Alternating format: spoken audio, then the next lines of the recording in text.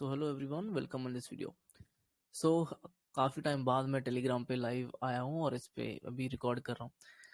खैर, सो अभी हम इसमें थोड़ा सा मैं आपको एक्सप्लेन करूँगा। अभी अगर कोई लाइव आएगा तो शायद अभी सबके पास नोटिफिकेशन नहीं पहुँचा होगा, सभी बिजी हैं क्योंकि मैं भी सडनली एकदम से आया हूँ लाइव।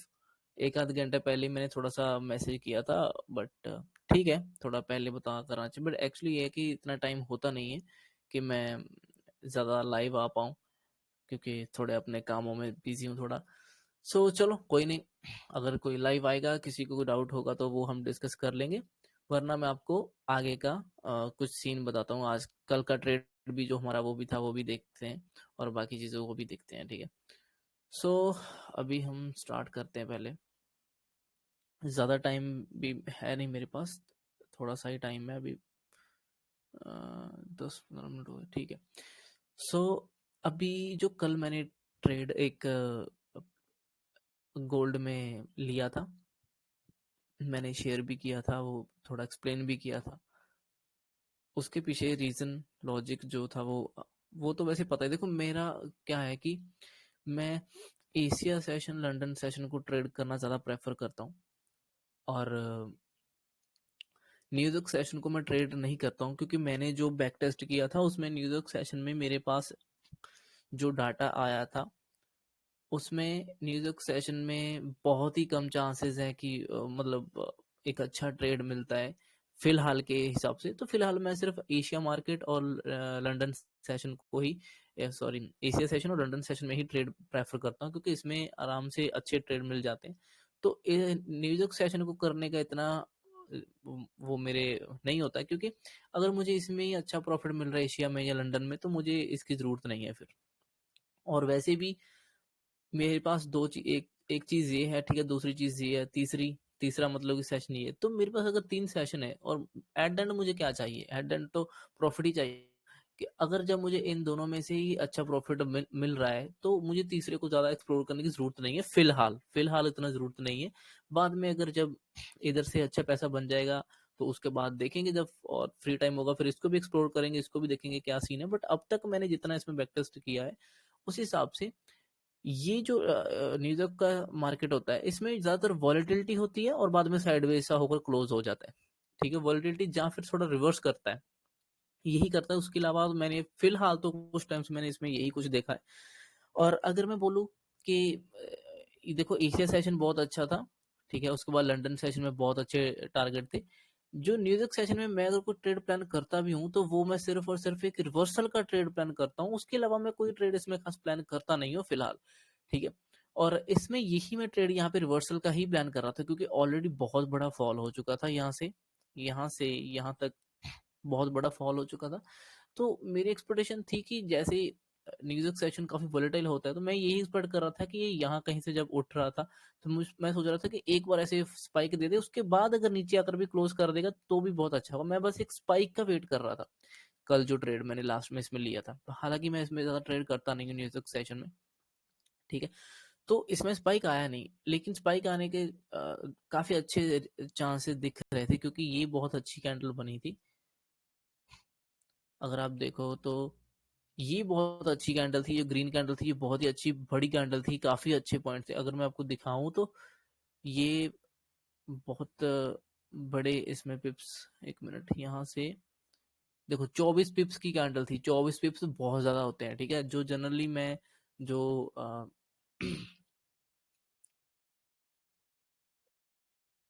जनरली मैं जो इसमें टारगेट रखता हूँ वो जो मेरे नॉर्मल इसमें ट्रेड होते हैं उसमें मैं 3 पिप्स का एसएल रखता हूँ, ठीक है। और उसके आगे 9 या 10 पिप्स का ही टारगेट होता है, ठीक है। इतना टारगेट रखता हूँ, जो कि मतलब 3 गुना होता है, ठीक है, 3x होता है। उसके अलावा अगर और एक्स्ट्रा मिल रहा है 5x 4x तो वो एक्स्ट्रा होता है, वो तो हम वो मैं आगे होल्ड कर लेते हैं अगर करना हो तो। बट जो नॉर्मल टारगेट होता है वो 3 गुना का तो होता ही है वैसे। तो इतना रखता हूँ। तो ये आप देखो कि यहाँ से तो 24 पिप्स मूव हुआ। यहाँ पे हमने एंट्री मैंने यहाँ कहीं बनाया था, उसमें 24 पिप्स था, तो बहुत अच्छा प्रॉफिट भी दिखा रहा था, बहुत बड़ा प्रॉफिट।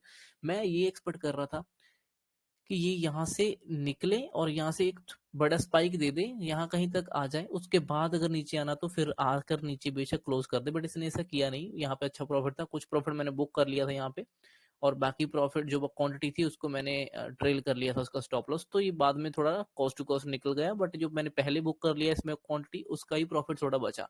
उसके बाद ये नीचे आया, तो मेरे माइंड में ये था कि अगर बॉटम टच हो रहा है उसके बाद टॉप टच हो रहा है तो बॉटम फिर से टच होगा। तो यहाँ पे जब आया ना तो इसने बॉटम टच किया नहीं, ठीक है, तो यहाँ पे बीच में से ही वापस रिवर्स होने लग गया। तो जब ये यहाँ से निकलने लगा, मैंने यहाँ पे फिर से एक एंट्री बनाया और इसी के नीचे स्टॉप लॉस रखा, और यहाँ पे भी अच्छा प्रॉफिट एक दिखा रहा था, फिर वापस नीचे आया। उसके बाद अब तो देखो वहीं पे ऊपर ही होल्ड कर रहा है, तो मुझे लग रहा है कल जब ओपन होगा मंडे को तो ये यहाँ से ऐसे ही शायद ऊपर को धीरे धीरे चला जाएगा, तो हम यहाँ कहीं तक जो टारगेट है वो हमें मिल जाएगा। ठीक है, अगर नीचे आएगा तो ये कॉस्ट टू कॉस्ट पे कट जाएगा। और अब मैंने यहाँ पे एग्जिट नहीं किया था क्योंकि मैं वेट कर रहा था कि इसके नीचे क्लोजिंग मिले किसी कैंडल की, बट इसके नीचे क्लोज हुआ ही नहीं, इसके नीचे कोई भी कैंडल क्लोज नहीं हुआ। आपको दिखा देता हूँ, ये देखो ये ग्रीन कैंडल का जो लो था यहाँ पे, इसके नीचे कोई कैंडल नहीं क्लोज हुआ। ठीक है, तो मैं यही वेट कर रहा था। अब देखो मैं यहाँ पे थोड़ा सा होल्ड क्यों कर गया, मतलब एग्जिट क्यों नहीं किया, जब ये लो लगा रहा था तब भी मैंने एग्जिट नहीं किया, हालांकि इसके नीचे तो आया लेकिन क्लोजिंग नहीं। मैं इसलिए नहीं एग्जिट कर रहा था क्योंकि ऑलरेडी एक कैंडल बनी थी रेड, दूसरी, तीसरी, तो चौथी फोर्थ कैंडल मुझे नहीं लगता था कि फोर्थ रेड बनेगी। मुझे लग रहा था कि एक रिवर्सल कैंडल आ जाएगी क्योंकि ऑलरेडी प्राइस स्ट्रेच था। अगर आप पीछे से देखोगे तो काफी बैक टू बैक देखो, 1 2 3 4 5 6 7 कैंडलों में नीचे ही आ रहा था प्राइस, तो यहाँ से चांसेस था कि एक बार तो सपोर्ट लेकर उठने की कोशिश करेगा, उसके बाद अगर गिरना हो तो गिरेगा, नहीं तो थोड़ा ऊपर की तरफ जाएगा। जब यहाँ से ये उठा दोबारा तो इसके 50% फिर मैंने मार्क करके रखा, इस कैंडल का ये जो बाइंग आई यहाँ पे, इसका मैंने 50% फिर यहाँ पे मार्क करके रखा था और वेट कर रहा था कि ठीक है अगर यहाँ से निकलेगा तो मतलब कहने का यहाँ पे एक और एंट्री भी बनती थी यहाँ से, अगर किसी ने अगर यहाँ पे नहीं किया रिस्की एंट्री लगा तो यहाँ पे 50% पे एंट्री करके यहाँ पे छोटा सा स्टॉप लॉस बनता था। उसके बाद भी देखो इसने बहुत अच्छा और बड़ा मूव किया। ये बहुत बड़ा मूव है, अगर देखा जाए तो इतना हमारे लिए बहुत होता है। ये देखो कितने 18 पिप्स, 19-20 पिप्स के करीब इसने मूव किया, ये बहुत बड़ा मूव होता है। ठीक है, इसको बहुत बड़ा कंसिडर किया जाता है, ये छोटा मूव नहीं है नॉर्मल दिनों में। ठीक है, और अभी तो चलो एक्स्ट्राऑर्डिनरी मूव हो रहा है बहुत ही ज्यादा बड़ा, तो उसमें तो जो हुआ है वो तो अच्छा ही है, बड़े बड़े मूव हो रहे हैं। ठीक है, क्योंकि अभी जो लास्ट फॉल हुआ वो कितना हुआ है, तकरीबन 120 पिप्स के करीब फॉल हुआ, तो मैं अब यही चाहता हूँ कि इसका 50% पुल बैक आएगा। ये जो इतना फॉल हुआ इसका 50% पुल बैक यहाँ कहीं तक आएगा, उसके बाद अगर दोबारा से नीचे आना होगा तो आएगा। फिर ये जो बाइंग आएगी यहाँ से यहाँ तक, इसका 50% तक हमारा टारगेट होगा, यहाँ से सेलिंग का टारगेट यहाँ तक होगा। ठीक है, अभी ये बॉटम है, बॉटम से हमारा टारगेट यहाँ कहीं तक होना चाहिए, है ना। तो ये बाइंग का ट्रेड और ये फिर उसके बाद सेलिंग का ट्रेड, और उसके बाद अगर यहाँ से होल्ड करके ऊपर आया तो भी सही है, नीचे जाएगा तो भी सही है। ठीक है, तो उसके बाद फिर वो डिसाइड होगा कैसा मूव आता है। ठीक है, अभी वासुदेव भाई आए हैं। हाँ जी भाई बोलो, आपका कोई क्वेश्चन है तो।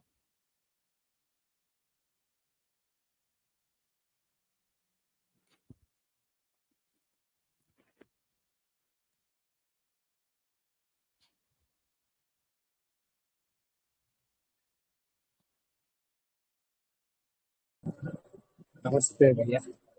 नमस्ते भाई, कैसे हो? कैसे हो? बढ़िया बढ़िया, सही है। बताओ आपका आफ्टर क्या लॉन्ग क्वेश्चन है टाइम, आप? बहुत टाइम के बाद। हाँ वो तो है, अब टाइम नहीं होता ना इतना, तो फिर इसलिए थोड़ा कम टाइम मिलता है, अब देखेंगे अभी थोड़े टाइम टाइम में। नहीं। हाँ, क्योंकि इसमें फिर थोड़ा वीडियो वीडियो एडिट वेडिट करना पड़ता है, थोड़ा आगे पीछे कट लगाना पड़ता है, पता नहीं क्या क्या। तो लाइव सेशन यूट्यूब में लाइव में तो सीधा होता है कि लाइव किया, जो जो भी अपना बोला, बोलने के बाद लाइव बंद कर दो, बात खत्म, उसमें कोई एडिट वेडिट करने की जरूरत नहीं पड़ती, वो थोड़ा इजी रहता है। ऐसे वीडियो हाँ, बनाकर फिर वही ये लाइव, थोड़ा जो दिक्कत। लाइव में आता वही मेन होता है। हाँ, तो अभी इतना फिर वो टाइम नहीं होगा ना। कोई बात नहीं, आपके जैसे अच्छा बैठा वैसे आप ऐसे। बताओ क्या क्वेश्चन आपके, कहाँ पे आपका क्या डाउट है, कहाँ पे पहले तो आपको प्रॉब्लम? आप बताओ, आप कैसे, ठीक हो एकदम? बढ़िया बढ़िया, सही है एकदम। बढ़िया। अब एक वनडे का चार्ट लगाइए अभी। One day chart. अभी क्या शाम का टाइम है, थोड़ा कष्ट का टाइम है, अभी फ्री बैठा है, कभी भी आ सकते हैं इसको। अच्छा, कोई नहीं, आप क्वेश्चन बता दो उसका, जो भी आपको हाँ डाउट है वो अभी उसका आप मैं ट्राई करूंगा क्लियर करने, बाद में वीडियो भी अभी अपलोड कर दूंगा, ये बाद में देख सकते हैं।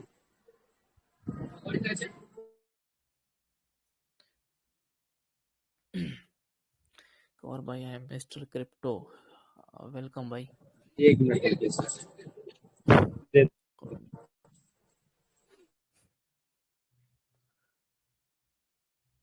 मिस्टर क्रिप्टो भाई, वेलकम भाई।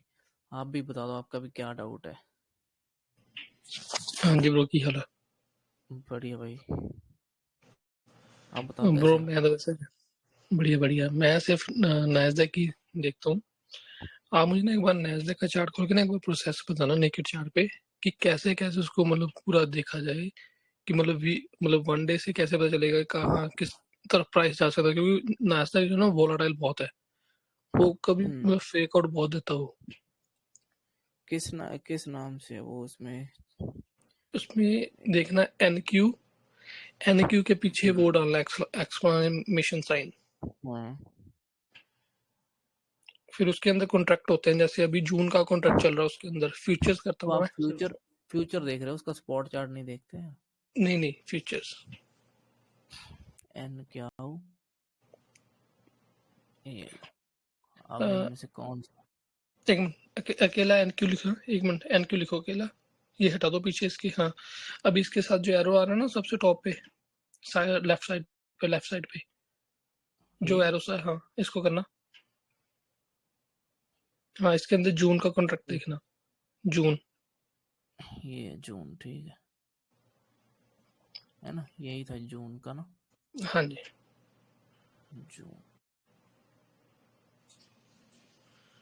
भाई, ये देख लो, एक एक दिन में कई बार 2-2 हजार पॉइंट भी मूव कर जाता है, और एक पॉइंट इसका $20 का है।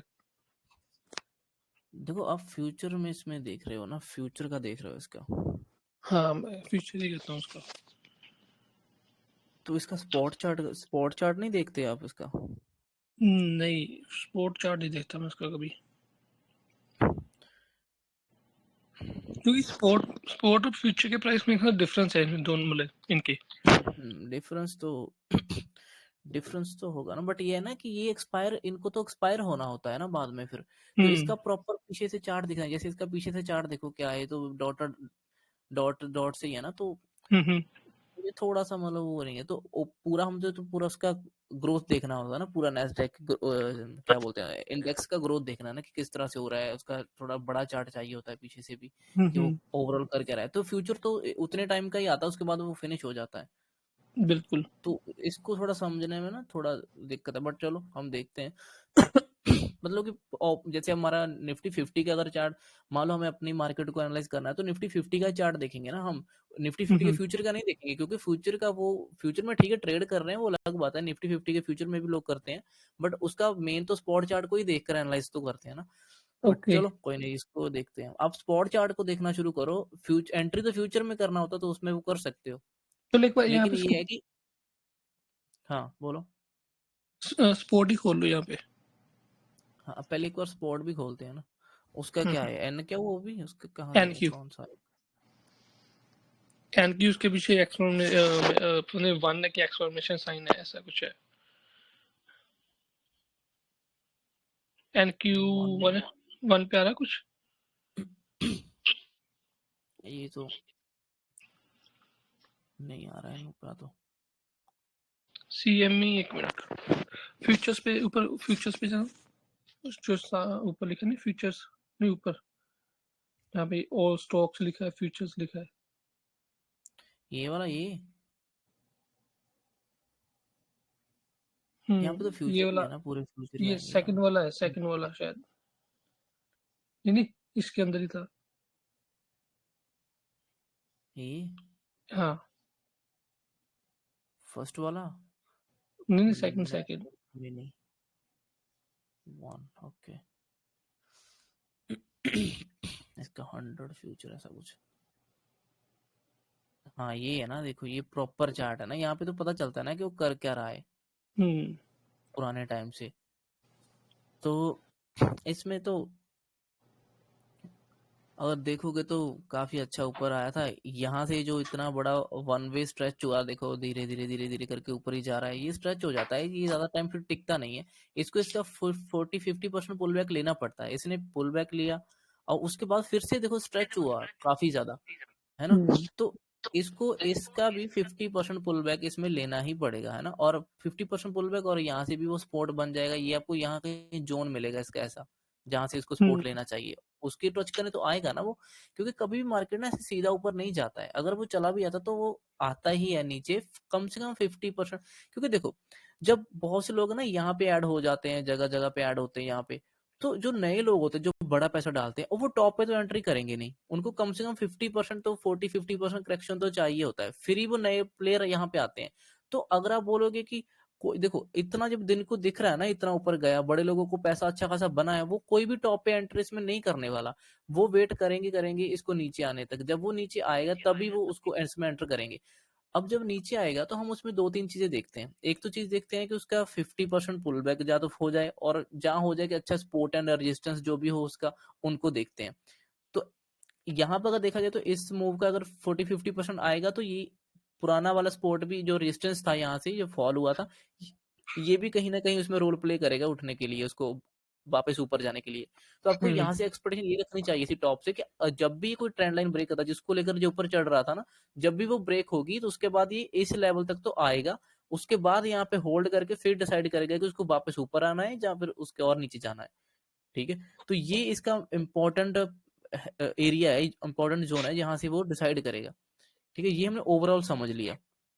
अब देखो इसमें हमें सिंपल समझ आ गया कि इसको नीचे तो आना था पुल बैक के लिए। अब हम इसको एक बार ये देखते हैं कि ये डेली चार्ट है ना, डेली चार्ट में आप सिंपल ये लगा कर देखो।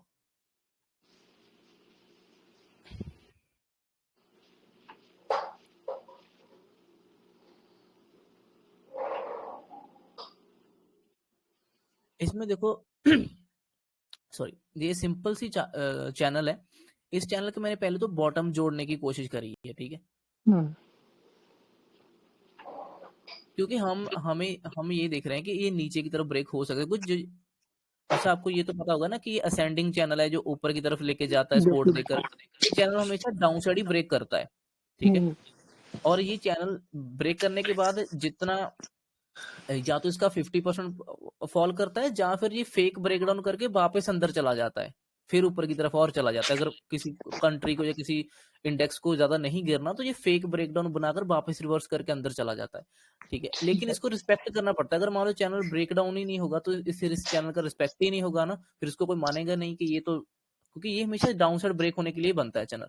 खैर, अभी मैंने ये देखा कि ये यहाँ से सपोर्ट लिया, ठीक है, यहाँ से सपोर्ट लिया और यहाँ से सपोर्ट लिया, और उसके बाद अभी ब्रेकडाउन हुआ, ब्रेकडाउन के बाद रीटेस्ट किया और फॉल कर रहा है अभी तो ये सिंपल है। अभी इसको चैनल को आप थोड़ा अगर और भी इसको अच्छे से करना चाहते हो तो कर सकते हो। वैसे एक लाइन डिसाइड नहीं कर सकती, ठीक है, आपको थोड़ा जोन बनाकर चलना पड़ता है, थोड़ा सा जोन बनाकर ना।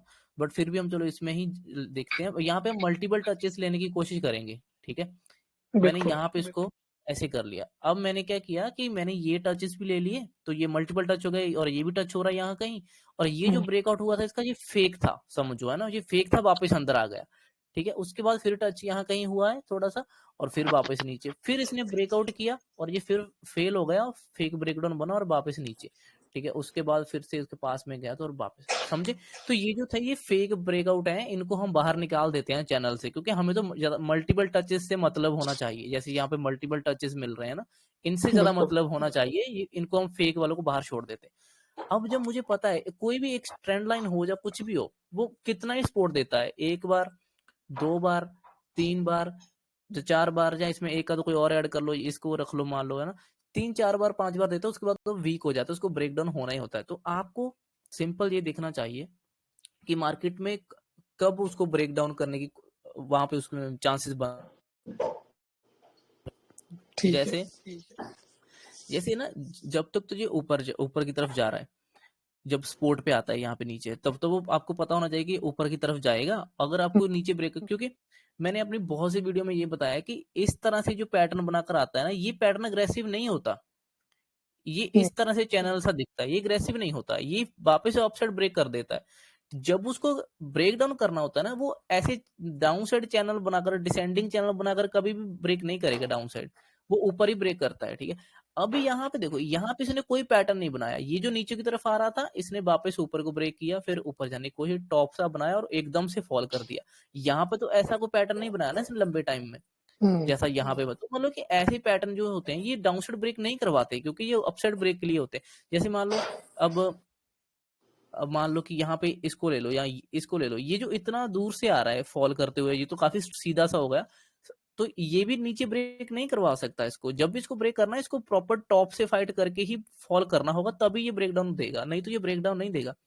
ठीक है, तो खैर अभी आप ये समझो कि हमें इसका बॉटम से लेकर हम 50% देखते हैं कि कहाँ तक इसका आता है। ठीक है, इसके टॉप तक। ठीक है, तो अभी हम सिंपल इसका ये जोन ड्रॉ कर लेते हैं। मान लो कि हमें पता है कि जो बड़े प्लेयर हैं वो 50% या 50-60% जब तक फॉल नहीं करता, तब तक कोई इसमें ऐड होने की कोशिश शायद नहीं करेगा।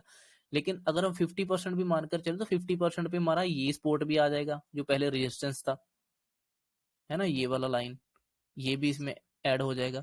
तो हमारे पास मल्टीपल यहाँ पे ऑप्शन हमें दिख रहा है कि यहाँ से जो स्पोर्ट अगर आएगा, तो यहाँ कहीं ये स्पोर्ट लेने की कोशिश करेगा, फिर ऊपर उठेगा, तो यहाँ पे बाइंग ट्रेड हमें देखने को मिल सकते हैं।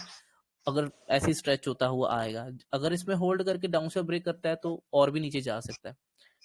ठीक है, अब आप मुझे ये बताओ, आपको इसमें समझ क्या नहीं आ रहा, जो आप बोलते हैं कि मुझे नहीं, ये क्लियर वनडे तक को ये सारा कुछ तो ठीक है, लेकिन ट्रेड इसके अंदर लेनी कैसे है?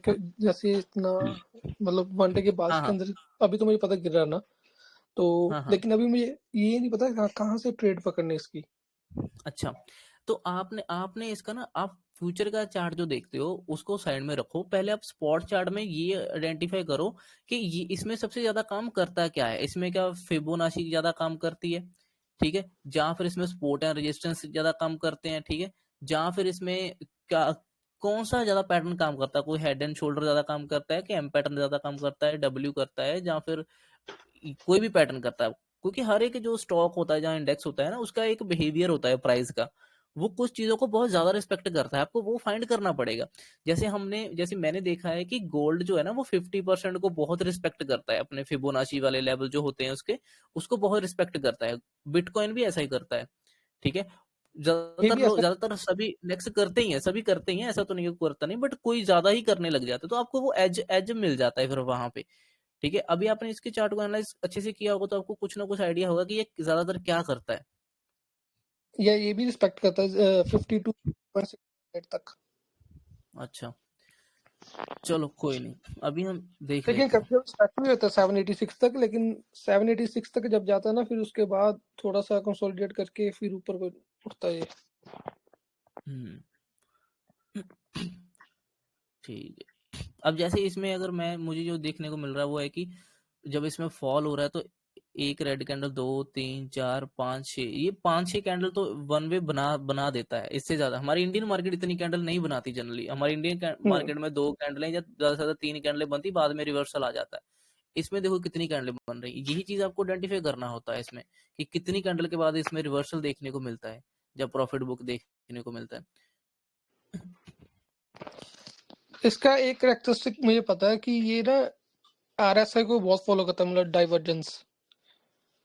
आरएसआई के डाइवर्जेंस कौन से हम्म टाइम फ्रेम के, डेली के, न्यूयॉर्क 15 सेशन में, मतलब सुबह अराउंड 9 to 11 के बीच में। में? अच्छा, तो ठीक ये है, क्या चलो करता है उसका। कि तो ये क्या करता है कि हम्म ये अगर मान लो 3 सेशन है ना अपने पास, एशिया, लंदन और हम्म न्यूयॉर्क। अगर तो हम्म लंदन लंदन हम मतलब पहले आता है हमारा न्यूयॉर्क से, हम्म ये उसको उसको एक में ना फेक आउट करेगा ही करेगा ऊपर को, जो डाउन साइड को, फिर ये आरएसआई में डाइवर्जेंस करेगा और फिर ये रिवर्स करेगा। मतलब जो मैंने नोटिस किया इतने टाइम से। अच्छा, तो उसमें फिर रिजल्ट अच्छा नहीं मिल रहा नहीं, उसका। मेरा चक्कर है ना, मैं सुबह कर नहीं सकता ट्रेड, क्योंकि काम की वजह से ठीक है, मेरा वो ठीक। सिस्टम नहीं बैठ रहा। लेकिन ट्रेड उसी के अंदर है, क्योंकि उसमें सबसे ज्यादा वोलाटाइल होता है ये। और मतलब बहुत जल्दी रिजल्ट देता है आपको। मतलब 1 to 3 तो मतलब इजी है इसके अंदर, अगर आपने सही डायरेक्शन पकड़ ली इसकी। सही, ठीक है फिर तो फिलहाल तो मेरे हिसाब से तो आपको फिर इसमें पहले तो स्पॉट चार्ट को अच्छे से देखना चाहिए। एंट्री वहां पे फ्यूचर में करते रहो, लेकिन इसको स्पॉट चार्ट को समझना शुरू करो। ठीक है, अभी मैं आपको इसमें तो एक दो कैंडल का ब्रेक डाउन करके दिखा देता हूँ छोटे टाइम फ्रेम में साथ में, ताकि क्योंकि जो मेरा वो है ना ट्रेड करने का, मैं तो सिंपल रॉ, मेरा प्राइस एक्शन के ऊपर ही होता है। रॉ सिंपल सा होता है, ज्यादा चीजों में देखता नहीं उसमें, सिंपल सी चीजें होती हैं। कैंडल, डेली कैंडल में जो भी समझ आता है उसी हिसाब से हम इसमें ट्रेड प्लान करता हूँ मैं तो। ये अब जैसे डेली के अंदर पूरा वो लग रहा है, पूरा मतलब पता बीरिश है, तो अब ट्रेड इसमें कैसे प्लान होगी? मैं मतलब इसको पहले अभी वही छोटा सा रिटेस्ट करने दे, क्योंकि अभी लग रहा है कि मतलब थोड़ा सा रिटेस्ट करने की जरूरत है इसको, मतलब मैं वही दिखाने छोटा सा लगा हूँ, पुल बैक ऊपर। मैं वही दिखाने लगा ना। एक मिनट, हम यहाँ पे 5 मिनट या 15 मिनट, 5 मिनट पे चलते थे, दोनों सेम ही है ना। हाँ ठीक है, अपने पास उधर डेली का चार्ट है और इधर 5 मिनट का चार्ट है।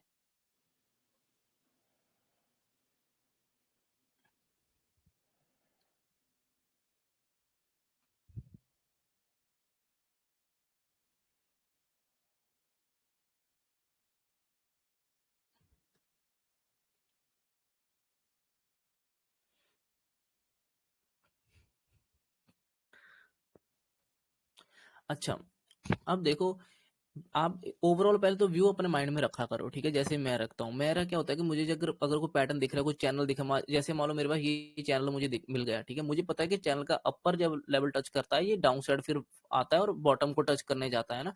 और मल्टीपल इसने टच कर रखा है, तो मेरे माइंड में कहीं ना कहीं ये होता है कि मल्टीपल टाइम इसने नीचे से सपोर्ट ले रखा है पहले। तो अभी ये चैनल डाउन साइड ब्रेक होगा, जब भी अभी मुझे नीचे मिलेगा, जब डाउन साइड ब्रेक होगा, तो मान लो कि जो मेरा बायर्स है वो डाउन साइड है आने वाले कुछ दिनों में। मतलब मान लो यहाँ पे, अगर मान लो उस टाइम यहाँ पे भी था, तो मैं ये मान के चलता हूँ कि थोड़ा नीचे ब्रेक डाउन होना चाहिए, क्योंकि चैनल ऑलरेडी स्ट्रेच हो चुका है, मल्टी टाइम उसने टेस्ट कर रखा है। ठीक है, तो अभी इसमें जो आप बोल रहे हो कि ट्रेड कैसे करूं, मैं आपको देखो, आप सिंपल एक चीज देखो, ये जो डेली चार्ट में ना 3 दिन इसने क्या किया, ये फॉल किया, एक इसने पुल बैक लिया, पुल बैक में इसने क्या किया है, सिंपल ये जो फॉल होने के बाद ना ये फिर से एक चैनल में ऊपर जाने लगा। ये जो चैनल बनाकर जाता है ना, ये चैनल डाउन साइड ही ब्रेक होता है, ये अपसाइड नहीं जाता। अगर थोड़ा और चला भी जाए ना, तो ये एक समझो कि स्ट्रेच ही हो रहा है, ज्यादा दूर तक नहीं जाता, ये एक ना एक टाइम ब्रेक करेगा नीचे। ठीक है, तो मेरे माइंड में जब आ गई ना चीजें कि मेरा ओवरऑल बड़ा जो चैनल था वो ब्रेक डाउन हो चुका है यहाँ पे, अब ये जो पुल बैक छोटा सा आ रहा है, बस इसका वेट करूंगा कि ये कब ब्रेक करेगा। ठीक है, कब ब्रेक डाउन देगा। तो मैं क्या करूंगा, मैं इसमें एक चैनल ड्रॉ कर लेता हूँ डेली चार्ट में। इसमें नहीं आएगा, इधर आएगा। मैं डेली चार्ट में एक चैनल ड्रॉ कर लेता हूँ, यहाँ से ये सपोर्ट लेके जा रहा है। आप बॉडी ले लो या विक ले लो, वो आपके ऊपर डिपेंड करता है, जो भी आपको सही लगता है। जहां सही लगता है का मतलब यहाँ पे मल्टीपल टचेस मिल रहे हैं ना, वो चीज को आप लो। ठीक है, अब मान लो मैंने ये चैनल ड्रॉ कर लिया, अब आई होप इधर भी हो गया होगा। हाँ, इधर भी आ गया कि अब देखो, मैं आपको दिखाऊंगा कि यहाँ से ये ब्रेकडाउन होने वाला था। ठीक है, वहां पे हम देखेंगे कौन सी तारीख को है ये, 25 मार्च को। ये रहा 25 मार्च।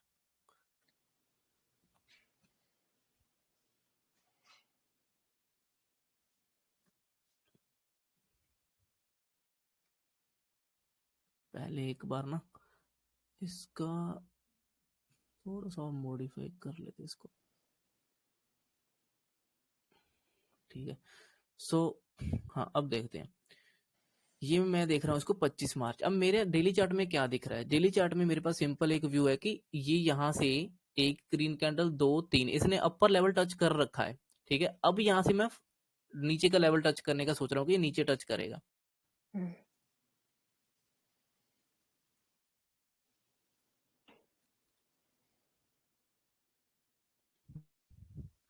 कौन सी डेट है, 25 मार्च है ना, 25 मार्च ये 25 के बाद ये है 26। ठीक है, अब आप देखो, जब आप, मुझे पता है कि डेली चार्ट में ऑलरेडी स्ट्रेच है, डेली चार्ट में ये एक कैंडल मिली यहाँ पे, उसके बाद एक फिर से ग्रीन और एक छोटी सी ग्रीन, ये तो बड़ी ग्रीन। अब देखो ना कैंडल का साइज भी कम हो रहा है, पहले तो अच्छा खासा हैमर मिला है ना, उसके बाद अच्छा चलो माना कि ग्रीन कैंडल मिला है, उसके बाद बहुत ही छोटी ग्रीन कैंडल है, ठीक है, ये ब्रेक नहीं किया इसने ऊपर को उसने, तो ये छोटी सी ग्रीन कैंडल है। आप इसका हाई और लो मार्क कर लो, जाओ तो लो मार्क कर रख लो इस कैंडल का, तो उससे आपको इस साइड दिखेगा कि हम ट्रेड कहाँ पे कर रहे हैं। जैसे ही मान लो कि ये मैंने इसका कैंडल का हाई और लो मार्क कर लिया, ठीक है, इसको मैं कर लेता हूँ येलो लाइन में, डबली कर लेते हैं, ठीक है। अब मैंने इसमें येलो लाइन मार्क कर लिया, मेरे पास इस कैंडल का हाई और लो है, ठीक है, यहाँ से ये प्राइस चल रहा था। अब यार ये पीछे का ही हटा ही देता हूँ क्योंकि ये फालतू में दिख रहा है, ठीक है।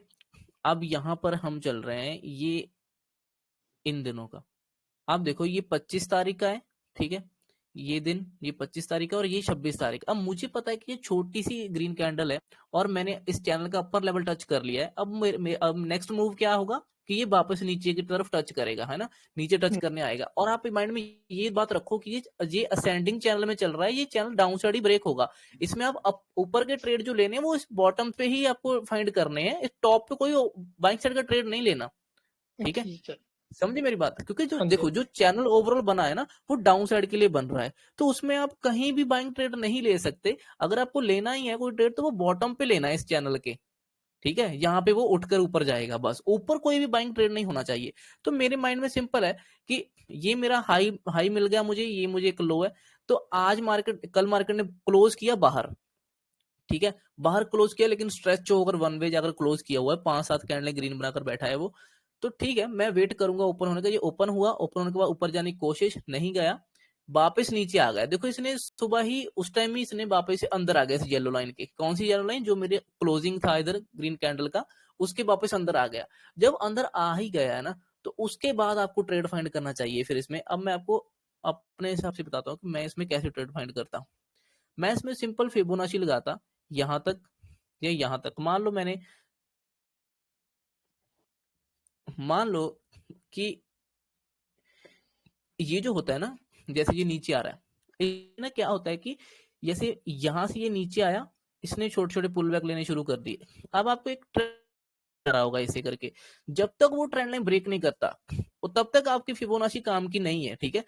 मान लो ये एक टर्न में चल रहा है, ठीक है, हमें पता है चलो ऊपर से नीचे आ रहा है बैक टू बैक, लेकिन इसको एक बार ये इस पैटर्न से बाहर निकलना, ब्रेक ऑफ स्ट्रक्चर आपने सुना होगा, है ना, बीओसी इसको बोले ब्रेक ऑफ स्ट्रक्चर, एक और ब्रेक ऑफ स्ट्रक्चर होना चाहिए फिर वापस फॉल करे, ठीक है, क्योंकि इस चैनल का भी रिस्पेक्ट हो जाता है, इस ट्रेंड लाइन का अगर हो तो उसका रिस्पेक्ट होता है, वहां पे एंट्री होनी चाहिए।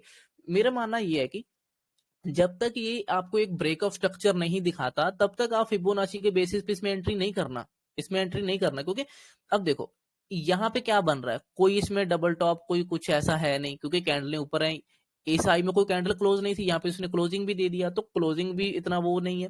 तो अभी मैं ग्रीन जोन में बाहर घूम रहा हूँ, है ना, इससे मतलब इस लाइन के भी बाहर घूम रहा हूँ, तो मुझे यहाँ पे नहीं, क्योंकि मुझे माइंड में ये भी है कि अभी ये ऊपर चल रहा है, हो सकता है ये अपर लेवल को टच कर दे, ये जो जा रही है हमारी आगे, हो सकता है इसको और स्ट्रेच होकर टच कर दे, तो मैं इसमें बाइंग ट्रेड नहीं लूँ। पहली बात तो मैंने यहाँ पे कोई बाइंग ट्रेड लेना ही नहीं है, इस चैनल के बॉटम पे ही बाइंग ट्रेड लेना है, ठीक है। तो बाइंग ट्रेड का हमारा सिंपली कट हो गया, हमें कुछ नहीं लेना। अब मैं ये चाहता हूं कि अब ये जो ऊपर ब्रेक इसने किया, ये ब्रेकआउट फेल करे, फेल करने के बाद 50% पुल बैक आए ताकि नए लोग एंटर करें, फिर फॉल करेगा। तो मेरे पास सिंपल मेरा माइंडसेट यही है कि ठीक है फिबोनाची लगा लूंगा मैं यहाँ पर, पहले मैं ट्रेंड लाइन लगाता हूँ जिसको लेकर ये नीचे आ रहा है, मान लो ऐसे करके लगा लेते हैं। अगर आपको कैंडल में अच्छा नहीं समझ आ रहा तो आप ऐसे लाइन ग्राफ में भी लगाकर बैठ सकते हो, देख सकते हो एक बार। जैसे मान लो यहाँ पे मैंने एडजस्ट कर लिया ट्रेंड लाइन को, ये मेरी ट्रेंड लाइन, ठीक है। अब जब तक ये ट्रेंड लाइन के टच करके नीचे जा रहा है ना, उसको नीचे से जैसे ये आया, ये टच किया, फॉल। अभी से कोई ब्रेक ऑफ स्ट्रक्चर नहीं, इसमें कोई मुझे एंट्री नहीं करना, ठीक है। इसको वेट करो कि ये ब्रेकआउट करे और 50% पुल बैक तक आए, उसके बाद फॉल करेगा, फिर एंट्री करूंगा। जो मैं अभी गोल्ड में और बिटकॉइन में जो कर रहा हूँ मैं वो बता रहा हूँ, ठीक है। ये मैंने अब इस यहाँ पे फिबोनाची लगा लिया, क्योंकि मैंने यहां तक देखा उस टाइम, उसके बाद इसने ब्रेकआउट दे दिया। अब देखो मैंने क्या देखा था, मैंने इसमें सिंपल यहां से यहां तक फॉल देखा, यहां तक यहाँ तक फॉल होने के बाद ही ये ब्रेकआउट हुआ ट्रेंड लाइन, जो येलो लाइन की ट्रेंड लाइन है वो बाद में ब्रेक, तो ये मेरा 50% एरिया था रे, 50-60% यही मेरा जोन था। मैं भी जोन मार्क कर लेता हूँ क्योंकि इससे ना कचरा सा हो जाता है, फिर समझ नहीं आएगा। इसमें मैं येलो लाइन जब बॉक्स लगा लेता हूँ एक, ताकि मुझे भी समझ आएगा ना। अभी इसको फिबो को हटा देते हैं। मैंने क्या किया है, मैंने सिंपल चीज करी है, मैंने जब तक ये लोअर लो बना रहा था तब तक मैंने कुछ इसमें एंट्री नहीं करी, क्योंकि लोअर लो में कितना ही दूर चला जाएगा, इसको कहीं ना कहीं आकर तो अपसाइड ब्रेक करना ही पड़ेगा उस लोअर लो को। तो इसने ये लोअर लो ब्रेक किया, ठीक है, ट्रेंड लाइन को मतलब ब्रेक किया, ये ब्रेक ऑफ स्ट्रक्चर, ये जो स्ट्रक्चर बना के नीचे जा रहा था इसका ब्रेक किया। ब्रेक करने के बाद जब 50% में आया, फिर मेरी यहाँ पे एंट्री एक्टिव होनी चाहिए, ठीक है, जब ये वापस रिवर्स कर रहा है इसमें एंट्री, इसके ऊपर स्टॉप लॉस रख लो, ठीक है। उसके बाद ये फिर नीचे जाएगा, फिर नीचे जाएगा, फिर आपको कुछ नहीं करना, चुपचाप स्टॉप लॉस लगाकर बैठो। अब आप देखो कि मैंने सिंपल कहां से प्लान करना शुरू किया, मैंने डेली चार्ट में समझना शुरू किया कि मेरी बाइंग ट्रेडिंग होगी नहीं, बाइंग एंट्री होगी नहीं, क्योंकि बाइंग तो बॉटम पे करना, टॉप पे तो सेल ही करना है। सेल जब वो कल के हाई को वापस फेल कर गया, ब्रेक ऊपर नहीं टिका, ब्रेकआउट नहीं टिका, वापस फेल कर गया, उसके बाद भी कोई उसने स्ट्रक्चर बनाया, उसमें एंट्री मैंने किया, फिर वो नीचे की तरफ आ गया, ठीक है। उसके आगे भी देखो इसने वही लाइन उसको क्रॉस नहीं किया और बड़ा फॉल कर दिया। अगर आपको ये पता चल गया होता उस टाइम कि यार ये चैनल के अपर लेवल को टच कर चुका है, अब बॉटम को टच करने जाएगा, और ओवरऑल तो ये चैनल डाउन साइड ही ब्रेक करता है, तो जाना भी इसको नीचे ही है, तुझे कोई भी अपॉर्चुनिटी कहीं से भी सेलिंग अपॉर्चुनिटी मिलती तो कोई भी नीचे फेल मतलब ब्रेकडाउन कर सकता था। हो सकता था कि यहाँ से ये फॉल ब्रेकडाउन कर देता नीचे बहुत बड़ा, हो सकता है यहाँ से कर देता, मतलब कि जो भी टॉप पे अपॉर्चुनिटी मिलेगी ना मुझे सेलिंग की, वहां पे मुझे सेल ही करना है बस इस चैनल में, ठीक है ना। तो यहाँ पे इसलिए ये सिंपल सा एंट्री था, यहाँ पे आपको एंट्री था, आपके 50% को टच किया, उसके ऊपर स्टॉप लॉस रखते 60% वाले लेवल पर, और वन वे अच्छा फॉल मिला, ठीक है। उसके बाद ये पुल बैक ही था, उसके बाद ये फिर से फॉल ही किया इसने, मतलब एंट्री भी दिया है दोबारा यहाँ पे, अगर यहाँ पे एंट्री नहीं कोई कर पाया तो ये मेरी एंट्री होती इसमें, पहली एंट्री है ना। तो इसमें मान लो मैंने 1:2, 3, 4, 5 जो भी आप, अब देखो इसमें टारगेट कैसे डिसाइड करेंगे, मेरा सिंपल होता है, टारगेट अगर टॉप से आ रहा है तो बॉटम तक तो आएगा, अगर तो आज ही फ्लो में मिल गया तो ठीक है, अगर ये बीच में कहीं साइडवेज होने लग गया, धीरे धीरे ऐसे स्ट्रेच सा होने लग गया, तो फिर मैं बीच में ही अपना काट लेता हूँ, मतलब 4 गुना 5 गुना लेकर एग्जिट कर लेता हूँ, फिर मैं 10 गुना तक 20 गुना तक टारगेट नहीं रखता हूँ। हालांकि इसने यहाँ पे तो एंट्री छोटी सी स्टॉप लॉस के बाद तो बहुत बड़ा टारगेट दिया है ना। तो ओवरऑल टारगेट क्या होता मेरा कि ये चैनल क्या बॉटम को टच करने जाएगा आज नहीं तो कल, है ना। तो बॉटम तक का ओवरऑल टारगेट मेरे माइंड में होता है, ठीक है। तो आपका भी ऐसे ओवरऑल माइंड में होना चाहिए टारगेट की, ऊपर से टॉप से आ रहा है तो बॉटम पर तो जाएगा उस चैनल के। तो ये सिंपल एंट्री थी। उसके बाद क्या, उसके बाद का स्ट्रक्चर इसमें क्या बन रहा है, देखो प्राइस हमेशा दो तरह मार्केट रिएक्ट करती है। मार्केट क्या करती है कि अगर मान लो कोई मूव आ चुका है ना, तो जहां तो उसको टाइम वाइज करेक्शन करती है, वो साइडवेज होती है काफी टाइम, जहां फिर वो प्राइस वाइज करेक्शन करती है। प्राइस वाइज करेक्शन करती है मार्केट 50-60% तक पुल बैक लेकर वापस ऊपर जाती है। अगर उसको प्राइस वाइज करेक्शन नहीं करना, टाइम वाइज करना, फिर वो कितना टाइम ऊपर स्पेंड कर देती है और फिर वापस वहीं से ब्रेक कर देती है, फिर वो 50% पे नहीं आती, ठीक है। ये दो मार्केट के बिहेवियर होते हैं। अब आपको ये आइडेंटिफाई करना है कि ये नैस्डैक जो है ये ज्यादातर क्या करता है, ये टाइम वाइज करेक्शन ज्यादा करके मूव करता है या फिर प्राइस वाइज करेक्शन ज्यादा करके मूव करता है। जैसे अभी ये इतना बड़ा फॉल हुआ, ठीक है, इस फॉल के बाद इसने इसका 50% पुल बैक नहीं लिया, मेरे हिसाब से मुझे लग रहा है इसका 50% पुल बैक नहीं लिया, ये नीचे ही होल्ड करता रहा, और नीचे करने के बाद नीचे ऐसे घिसता घिसता और चला गया। अब कोई बोलेगा कि इसने पुल बैक तो लिया नहीं, अरे भाई लेकिन उसने टाइम वाइज तो करेक्शन कर दिया ना। अब आपको नहीं पता उस चीज के बारे में तो आपकी गलती है, तो आपको ये बातें भी समझनी पड़ेंगी कि वो किस तरह की करेक्शन ज्यादा करता है, ठीक है। गोल्ड और बिटकॉइन है वो टाइम वाइज करेक्शन नहीं करते ज्यादा, वो प्राइस वाइज करेक्शन कर देते हैं, वो 50% पुल बैक लेते हैं फिर फॉल कर देते हैं। हाँ बोलो। वो किया ये नीचे वाला 5 मिनट पे, ये एक तरह से हाँ ये वो बना रहा है, डिसेंडिंग सा चैनल नहीं बन रहा एक कि यहाँ पे ये नीचे, ट्रेंड लाइन के पास। हाँ ये वाला, यहाँ पे आपका कर्सर अभी माउस, हाँ हाँ हाँ, एक तरह का चैनल, ये जो चैनल है ये ऊपर को नहीं ब्रेकआउट करता, लेकिन ये नहीं फिर नहीं भी नहीं नहीं नहीं नहीं नहीं नहीं, देखो वही तो बात है ना। चैनल आपको हर कहीं दिखेंगे, लेकिन आपको ये भी तो आइडेंटिफाई करना है ना कि मैं डेली चार्ट में खड़ा कहाँ पर हूँ, ओके। समझे। डेली चार्ट में कहाँ पे खड़ा हूँ वो भी तो देखना होगा ना। आप अभी चैनल इस जो डिसेंडिंग सेंडिंग चैनल ये वाला था, इसको ब्रेक डाउन करके इसके बाहर खड़े हो अभी, तो अभी तो फॉल के लिए रेडी हो आप बिल्कुल, ठीक है। मैंने क्या बोला, अब आप बोलोगे कि इसमें तो बाइंग ट्रेड लेना चाहिए था अगर इस चैनल को देखें, लेकिन क्यों? आपने ऑलरेडी एक बार ट्रेड लिया, 2 बार लिया, 3 बार लिया, 3-4 बार तो ले चुके इसमें ट्रेड, अभी आप और बाइंग का यहाँ पे क्यों सोच रहे हो, है ना?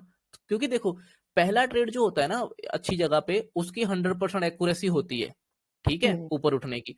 जब दोबारा उस लेवल पे आता है मतलब वही चैनल के ट्रेंड लाइन पर, तो उसकी एक्यूरेसी मान लो 60% रहती होती है, ठीक है, 60%।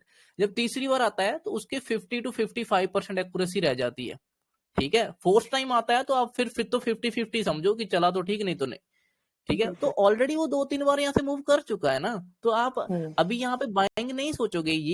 ये मेरे लिए इंपॉर्टेंट नहीं है। अभी ये डिसेंडिंग चैनल है, ये मेरे लिए अपसाइड के लिए इंपॉर्टेंट नहीं है। मैं अभी आपको और भी चीजें बताऊंगा, ये मेरे लिए इंपॉर्टेंट नहीं है यहाँ पे, है ना, क्योंकि वैसे भी मैं मल्टी टाइम टेस्ट करके नीचे आ चुका हूँ, और मैं नीचे के लिए ब्रेक ऑलरेडी कर चुका है ब्रेक ये तो, और उसके बाद में फॉल के लिए रेडी हूँ। और यहाँ पे कोई बाइंग ट्रेड इस चैनल के अंदर अंदर तक ही था, अगर उसके अंदर होता तो अब तो बाहर आ गए ना हम। और मैंने वही बोला कि जब कोई ऐसे असेंडिंग चैनल बनते हैं ना इस तरह से, अब ये चैनल देखो यहां से बनना शुरू हो गया था ना, ठीक है, ये ऊपर गया, ऊपर जाने के बाद नीचे आया, फिर ऊपर गया, फिर नीचे, फिर थोड़ा सा ऊपर, फिर नीचे, ये इसने टच किया, इसके बाद इसने ब्रेकआउट दिया, इतने चैनल को रिस्पेक्ट किया इसने, और ब्रेकआउट फेक बना और वापस नीचे आ गया, समझे। अब आप ये नहीं बोल सकते कि इसने चैनल बनाया ये तो ऊपर ब्रेक करता है, उसने किया तो है ना भाई, उसने किया है, उसने अपना काम कर दिया, वो ब्रेकआउट फेलियर बनाकर बाद में वापस नीचे ले गए, समझे मेरी बात। कहने का मतलब ये है कि इसने चैनल की भी लाज रख ली, उसकी भी इज्जत रख ली, और नीचे भी आ गया, ठीक है। अब ये जो चैनल बना था इसको ऊपर ब्रेक कर दिया, इसकी इज्जत रख ली इसने, क्योंकि वो ऊपर ही ब्रेक करता है, सबको पता है। ब्रेकआउट फेल तो कोई भी हो सकता है ना, ब्रेकआउट फेलियर तो कहीं से भी हो सकता है, लेकिन ब्रेकआउट तो किया ना उसने, चैनल का इज्जत तो रखा ना। अब ऐसे इधर है, इसने भी चैनल का ब्रेकआउट तो इधर नीचे को भी कर रखा है ना, ये जो चैनल है इसका ब्रेकआउट नीचे करेगा तो इसकी भी तो इज्जत रख ली इसने, ब्रेकआउट करके नीचे आ रहा है, तो ऐसे ही इसका भी इज्जत रख लिया। इज्जत रखने के बाद वो कहीं भी जाए उसको कोई लेना देना नहीं है। और ओवर जो व्यू था हमारा वो डाउन साइड ही था, तो हमें कोई भी अपसाइड ट्रेड नहीं लेना था, बेशक इसने ब्रेकआउट भी किया अपसाइड, हमें ट्रेड नहीं लेना था, क्योंकि हमारा ओवरऑल व्यू तो बहुत दिनों पहले से ही नीचे नीचे को बन रहा है ना, ठीक है। हम तो इधर कब का यही वेट कर रहे हैं ना कि कब ये नीचे आए ओवरऑल चैनल। देखो आप ये देखो, हम तो कब से वेट कर रहे हैं कि ओवरऑल जो चैनल बड़ा बन के चल रहा था ये वाला, इसका ब्रेकडाउन हुआ, इसका ब्रेकडाउन हुआ, उसके बाद तो एक और छोटा चैनल मिला हुआ है ना, इसका भी तो हम ब्रेकडाउन ही सोच रहे हैं ना देखने आने वाले टाइम में, तो क्योंकि हमारा ओवरऑल जो बड़ा मूव हुआ उसका 50% सॉरी यहाँ पर है, तो यहाँ तक का टारगेट तो हमारा वैसे ही माइंड में चल रहा है ना। तो ये चीजों को इग्नोर करना होता है ऐसी जगह में, ठीक है, समझे। अब इसने यहाँ नीचे क्लोज कर दिया, अब मेरे लिए ये चैनल नहीं रहा, ठीक है। अब ये मेरे लिए क्या बन गया, अब ये एक स्ट्रेट लाइन, एक जोन बन गया ऐसे करके, ठीक है। अब ये मेरे लिए ऐसे जोन बन गया, इस जोन को मैं ऐसे मार्क कर लूं तो इसमें जो फेक ब्रेकआउट ब्रेकडाउन वो मैंने देख लिए, मल्टी टचेस ले लिए मैंने, ठीक है। ये फेक ब्रेकआउट और ये नीचे को फेक ब्रेकडाउन, ठीक है, सिंपल। अब इसने, मैंने वही बोला ना, अगर तो एक ही दिन में अगर पुल बैक ले लेता 50% प्राइस वाइज, फिर तो प्राइस वाइज करेक्शन हो जाती, दोबारा फॉल करता वहां से, ठीक है। अगर इसने पूरा दिन होल्ड करने में ले लिया तो समझो इसने टाइम वाइज करेक्शन कर लिया, अब इससे प्राइस वाइज करेक्शन करने के लिए शायद ही जाए, फिर वो पक्का नहीं होता है ना कि वो जाएगा कि नहीं, तो फिर हम पहले से ही रेडी रहते हैं, अगर नीचे निकला तो हम नीचे को ट्रेड लेंगे। तो सिंपल, इसने देखो ये जो मल्टीपल टचेस थे इसको थोड़ा और ऊपर करना तो वो भी कर सकते हैं कि ऊपर की लाइन भी आ जाती, ठीक है। ऊपर नीचे अपने हिसाब से एडजस्ट कर लोगे, 5 मिनट में थोड़ी और एडजस्टमेंट दिखेगी, 15 मिनट में कुछ और, मैं बस ओवरऑल आपको समझा रहा हूँ, ठीक है। तो ये इसने, अब मेरे पास डेली चार्ट में, डेली चार्ट छोटा कर दिया, अब देखो डेली चार्ट में हमने डेली चार्ट इसका ओवरऑल, मैं वही बोलता हूँ, आप जब कितना टाइम चार्ट के साथ स्पेंड करते हो ना, 5 महीने, 7 महीने, 1 साल, तब आपको बिहेवियर पता चल जाता है प्राइस का, कि प्राइस क्या करता है। जैसे मुझे अब देखने को मिला कि 1 2 3 4 5, ये 5 ही कैंडलें तो ऐसे ही फ्लो में रेड बना लेता है ना, बैक टू बैक। तो इसको लेना देना तो कोई इतना स्ट्रेच से तो मतलब ही नहीं है फिर इसको, कि कितना स्ट्रेच है कितना नहीं। तो इस मेरे कहने का मतलब ये है कि अगर मुझे इस चैनल में कल इतनी बड़ी रेड कैंडल मिली, और मतलब परसों रेड कैंडल मिली, और कल मुझे एक छोटी सी रेड कैंडल मिली, तो नो प्रॉब्लम, ये एक और रेड कैंडल बना सकता है, क्योंकि अभी 2 कैंडलें बनी है, तीसरी कैंडल भी बन सकती है बड़ी रेड, है ना। तो नीचे के लिए बिल्कुल भी झिझक नहीं रखना है माइंड मन में, है ना, हेजिटेट नहीं करना कि मैं ट्रेड लूं कि ना लूं, ऑलरेडी इतना गिरा है, नहीं भाई, वो कितना गिरता है देखो, back to back red candle बनाता है, एक दो यहाँ पे देखो, तीन तीन कैंडल, चार चार कैंडल इजीली बना लेता है वो पीछे। तो जब तक मेरे पास 2 रेड कैंडल थी यहाँ पर, तो इस बड़ी कैंडल के लिए भी मैं बिल्कुल भी हेजिटेट नहीं करूंगा। मेरे माइंड में है कि ब्रेकडाउन हो चुका है, एक बड़ा फॉल आने वाला है, टारगेट उसका क्या, यही पीछे वाला सपोर्ट, ये जो है ना यहाँ पे, यहाँ तक आएगा आने वाले टाइम में, क्योंकि हम तो अभी यहाँ पे चल रहे हैं ना, ये सोच रहे हैं कि हम यहाँ पे चल रहे हैं अभी, तो उस हिसाब से ये यहाँ पर होल्ड कर रहा था अभी। उसके बाद जब आपको पता है कि बड़ी रेड कैंडल बनी, छोटी सी एक फिर से रेड कैंडल है, होल्ड कैंडल है, मतलब इसके नीचे ब्रेकडाउन करेगा तो ये फिर से फॉल कर देगा, ठीक है, क्योंकि उसको अभी कहाँ पे जाना, अभी आपके माइंड में टारगेट कौन सा हो जाना चाहिए, पहला ये वाला, ये इस स्पोर्ट तक तो जाएगा, इस स्पोर्ट से पहले उसको कोई भी उठाने के लिए कोशिश नहीं करेगा, ठीक है ना। जैसे चैनल में जब ऊपर बड़े चैनल में जब फॉल करता था, तो नीचे वाले स्पोर्ट तक से पहले उसको कोई भी बीच में से उठाता नहीं था, वो पूरा नीचे तक आता ही था वहां पे, ठीक है। तो ऐसे ही अब यहाँ पे फिर से साइडवेज जोन है, अब ब्रेकडाउन करेगा तो मैं एंट्री फिर से करूंगा इसमें। अब इसमें देखो यहाँ पर कितना इसने फॉल किया, ठीक है, अगले दिन खुला फिर से और नीचे गया, लेकिन मेरे पास इतना एरिया आ गया, लेकिन इसका 50% पुल बैक नहीं लिया इसने टाइम वाइज करेक्शन किया, देखो साइडवेज हो गया, और साइड होने को फिर फॉल कर दिया, ठीक है, और फिर इस फॉल का, इतने फॉल का इसने फिर 50% करेक्शन किया, देखो है ना, ऊपर आया प्राइस, फिर 50% आया, फिर फॉल किया। अब आप 2 एंट्री, आप जहां तो फिर इस ट्रेंड लाइन की एंट्री बना लो कि ये छोटा सा जो साइडवेज जोन है इसका ब्रेकडाउन, यहाँ पे एंट्री बना लो, जहां फिर आप इस नेक्स्ट मूव जो हुआ इसका 50% जो पुल बैक, यहाँ पे एंट्री बना लो, ठीक है। अब आपके लॉजिक है, आप कौन से लॉजिक पे ज्यादा काम कर रहे हो, उसके हिसाब से आप इसमें एंट्री बना सकते हो, ठीक है ना। तो ये था एंट्री। लेंगे मतलब इतना मूव तो चलो, जैसे मैं प्रो फॉर्म यूज करता हूँ तो उसके अंदर तो इतना मूव पकड़ना वही नहीं है ना, क्योंकि इसके अंदर तो मैक्सिमम जैसे 400-500 का टारगेट होता है। तो मान लो डेली ये छोटे छोटे स्काल पकड़ने इसके अंदर, मतलब $200-300 के मॉर्निंग में 9 to 11, जैसे जब मार्केट ओपन होती है सबसे ज्यादा वोलेटाइल जब तक होता है, तो उसको मैं डेली मतलब वो उसको कैसे प्लान कर सकता हूँ मॉर्निंग में मैं, मतलब मैंने डेली की कैंडल देख ली, चलो पता चल गया कि हाँ बीजी है कि मतलब किस साइड को जा सकती है, लेकिन चक्कर यही ना, जब ये खुलता है ना मॉर्निंग में, तो ये पहले आधा घंटा 1 घंटा फेक मूव तो देते देता है, उसके बाद इसकी डायरेक्शन जो है ना फिर वो डिसाइड करती है कि किस साइड जाना है, क्योंकि पहले 1 घंटे के अंदर अंदर ना अगर इसने मतलब लो लगाना है वो लो लगा देगा, या हाई मार्क कर देगा पहले ही, फिर अपनी जो राइट डायरेक्शन फिर डिसाइड करता है ये। मतलब आप न्यूयॉर्क टाइम पे 9:30 पे इसको एक बार देखना, अब ऐसा है ना 9:30। कि मार्केट आपके हिसाब, आपके टाइम के हिसाब से नहीं चलेगी, आपको एडजस्ट करना पड़ेगा। अब जा तो वो फेक मूव वाला टाइम छोड़ दो, जो दूसरे टाइम में आ जाओ, फिर जा तो फिर आप, तो मैं क्या ही बोलूं फिर इसे, तो अभी आपका ही वो है ना प्रॉब्लम कि आपका टाइम मैनेज नहीं हो रहा उस हिसाब से। तो आप एक बार ये देख लो कि मतलब डेली में इसको डेली में कैसे ट्रेड कर सकते हैं, मतलब हर दिन, मेरे मतलब देखो, एक स्क्वाड। मैंने तो सिंपल आपको बता दिया, मेरे हिसाब से तो बहुत अच्छा चल रहा है ये, ठीक है। हालांकि मैंने इस पे ज्यादा कोई बैक टेस्ट कुछ नहीं किया, क्योंकि मैं इसको देखता नहीं चाहता, है ना। तो अब मैंने सिंपल बोल दिया कि अगर यहाँ से चैनल ब्रेक होता है तो इसका पहला सपोर्ट यहाँ पे आएगा, ठीक है। अब मेरे पास देखो एक रेड कैंडल, ये 2 और 3 कैंडल में ऑलरेडी स्ट्रेच हो चुका है, चौथे दिन फिर से गिरा नीचे और बॉटम लगाया, मतलब कि ये नीचे गिरा, अगले दिन फिर देखो, अब ये चैनल जो बना रहा है ना, ये डिसेंडिंग, ये आपको अपसाइड के लिए रेडी कर रहा है। ये नीचे का फेक ब्रेकडाउन, आपको पता है मैं स्पोर्ट पे आ चुका हूं, आपको कोई सेल ट्रेड नहीं लेना। और ये जो चैनल डाउन साइड आ रहा है, ये तो ऊपर ब्रेक करता है, डाउन साइड तो ब्रेक करता ही नहीं, तो आपको इसका अपसाइड ब्रेक ही लेना है। जब ब्रेकआउट हुआ यहाँ पे एंट्री करो, इसके 40-50% जब पुल बैक आता है, जहां फिर आप ब्रेकआउट पे एंट्री करते हो, तो ब्रेकआउट की ट्रेडिंग करते हो, तो वो एंटर करो, उसके नीचे स्टॉप लॉस रखो, ये देखो वहां से ऊपर चला गया। और उसके बाद आपको पता कि हैमर बन गया, अब तो ये ऊपर कंटिन्यू करने की कोशिश करेगा, आने वाले टाइम में आपको फिर इस हाई को मार्क करके रखो। जब भी अगले दिन कहीं आपको लगे कि फिर से ऊपर निकल रहा है, आप एंट्री वहां पे करो। जैसे मान लो यहाँ पे आपने एंट्री किया होगा, एक एसएल हिट हुआ होगा मान लो, तो उसके बाद दोबारा आपको फिर एंट्री मिली, तो वहां पे करो, ऊपर चला गया, देखो फिर तो अच्छा टारगेट दिया होगा इसने। जहां फिर ये देखो, इस इतने मूव का इसने ये 50% के करीब पुल बैक, हालांकि ये ज्यादा डीप लिया इसने, 60% पुल बैक, लेकिन वापस रिवर्स कर गया। तो आपको ऐसा तो है ना, जब फॉल हुआ मान लो, तो 50% अगर आप एकदम से थोड़ी ना घुसोगे, वहां पे देखोगे ना कि प्राइस अब बैंड हो भी रहा है कि नहीं। जो जो यहाँ से ट्रेंड लाइन लेके चढ़ रहा होगा ऊपर को, वो ब्रेकडाउन होती देखेंगे हम पहले, जैसे हमें दिखेगा प्राइस बैंड हो रहा है, फिर एंट्री करेंगे हम। सीधा 50% पे आया, सीधा एंट्री नहीं करना। जैसे अभी यहाँ पे सीधा ही आ गया, देखो फॉल किया, सीधा यहाँ पे आ गया, 50% इसका ऊपर बनता था, लेकिन इसने तो डीप करेक्शन कर दिया, ठीक है। लेकिन मैं वहां पे बैंड होता भी तो देखूंगा ना प्राइस, छोटे टाइम फ्रेम में, 1 मिनट में या 5 मिनट, तो बैंड होता दिखेगा मुझे, तो वहां पे मैं एंट्री प्लान करूंगा, फिर स्टॉप लॉस रखूंगा। समझे? मेरे लिए तो देखो ये भी चार्ट वैसे ही काम कर रहा है जैसे बाकियों के काम कर रहे हैं, बस ये है कि इसमें थोड़ा एज फाइंड करने के लिए मुझे इसको बैक टेस्ट करना पड़ेगा कि ये ज्यादा किस चीज के ऊपर काम कर रहा है। ठीक है, अब आपको पता है स्पोर्ट पे खड़े हैं हम, तो बाइंग तो आएगी। अब 3 दिन से बाइंग किस तरह की आ रही है वो देख लो। पहले दिन तो अच्छा हैमर बना दिया, उसके बाद अच्छी बड़ी कैंडल बनी नहीं जो बननी चाहिए थी। इसने इस रेड कैंडल का 50% भी इनगल्फ नहीं किया। ये जो सब चीजें है ना, 50% इनगल्फ, ये कैंडल, वो मैंने अपनी वीडियोस में इंडियन मार्केट में बहुत कुछ ऐसा एक्सप्लेन करके रखा है।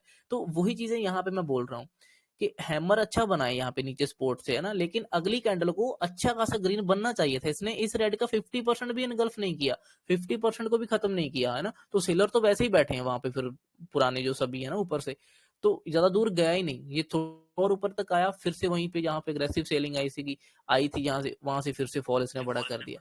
इसने तो फिर से उसके बाद देखना एक बार ऊपर से 50% लिया, वो अगर ऊपर टॉप की रेड कैंडल से देखोगे ना पूरी ग्रीन तक, फिर यहाँ से से इसने यहाँ, 50% ले लिया। हाँ, हाँ देख लेते हैं।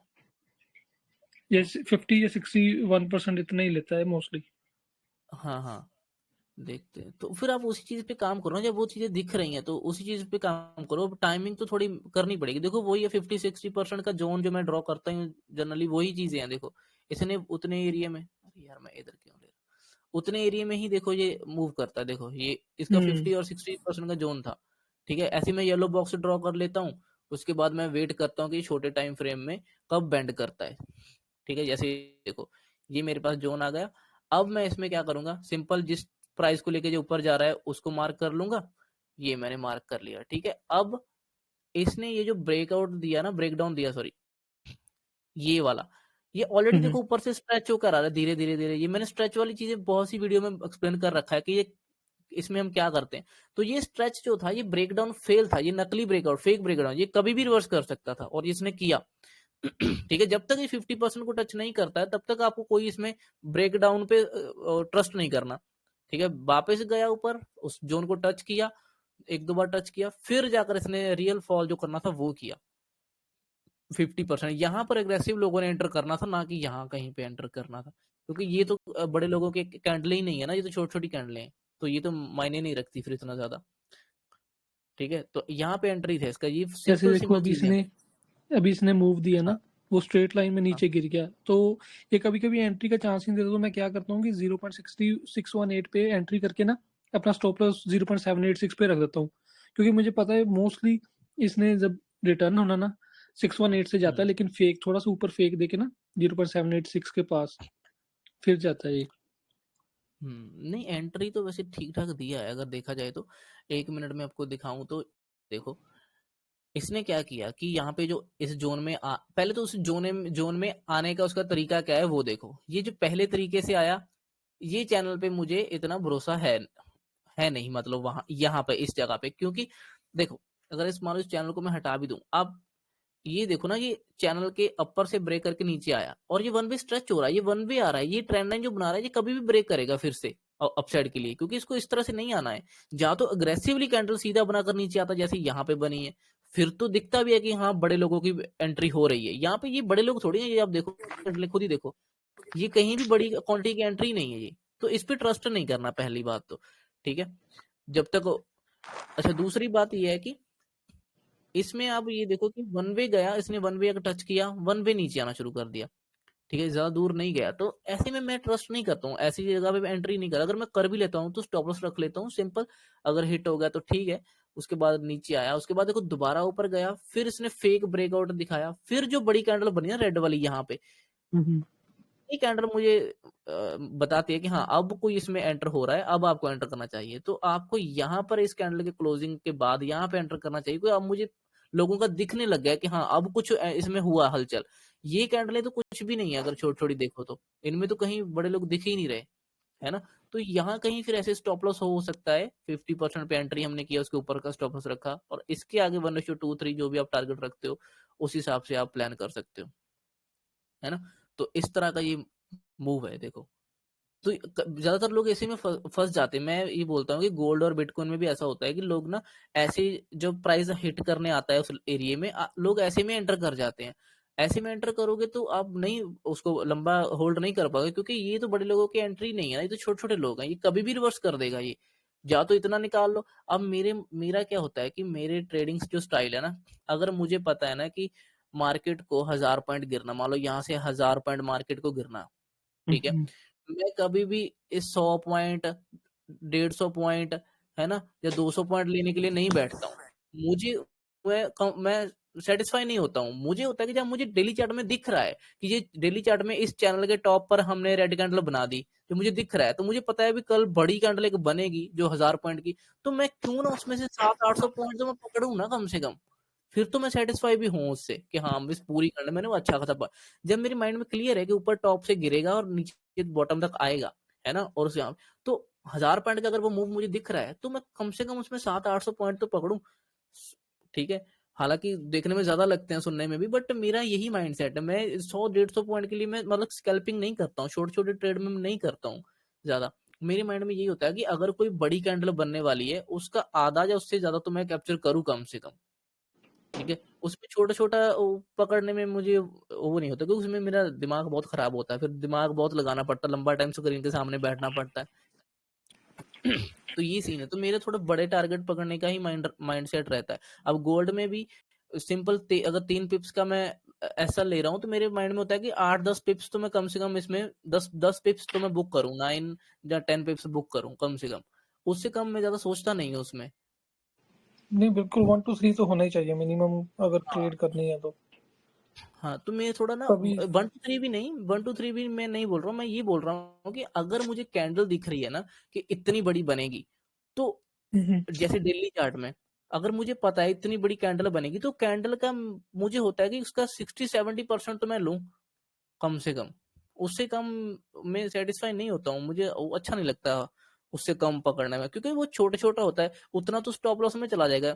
मेरा माइंड होता है कि अगर एक एंट्री करी है अच्छी जगह पे, कम से कम आगे की वो 3-4 स्टॉप लॉस तो मेरे सेव करके जाए, फिर बिल्कुल। अकाउंट भी जल्दी ग्रो होता दिखता है। अगर आप 1:1 1:2 ऐसे पकड़ोगे, वो इतना जल्दी अकाउंट ग्रो होता दिखता नहीं है उसमें। तो आप उसमें ना फर्स्टेड होकर भी कहीं भी दिमाग खराब में कहीं उल्टे सीधे ट्रेड भी हो जाते हैं फिर। तो ये भी सीन ऐसा होता है। अभी जैसे इसने अभी जो नीचे वाला बॉक्स है वनडे पे अभी काफी दूर है ना कि यहाँ तक प्राइस आ सकता है, तो उसके हाँ, बीच में आ मुझे लग सकता रहा है। है कि एक बार फिर से ये 50-60% का इसी से हाँ, पुल बैक लेगा, है ना, जो हाँ, अभी हाँ, कैंडल है आप नीचे। ये तो आपको अभी आपको बैक टेस्ट में ये देखना होगा कि इतना जब स्ट्रेच होता है तो क्या पुल बैक लेता भी है कि नहीं। जहाँ तो जैसे यहाँ पे साइडवेज हो जाएगा और फिर धीरे धीरे नीचे आ जाएगा, जहाँ फिर ये इसका 50% 40-50% पुल बैक लेगा और फिर से फॉल करेगा। इस तरह से आपको देखना होगा, इसका एज फाइंड करना होगा कि ये 50% ज्यादा लेता है या फिर साइडवेज होकर काम खत्म कर देता है। ये आपको फाइंड करना होगा बैक टेस्ट में।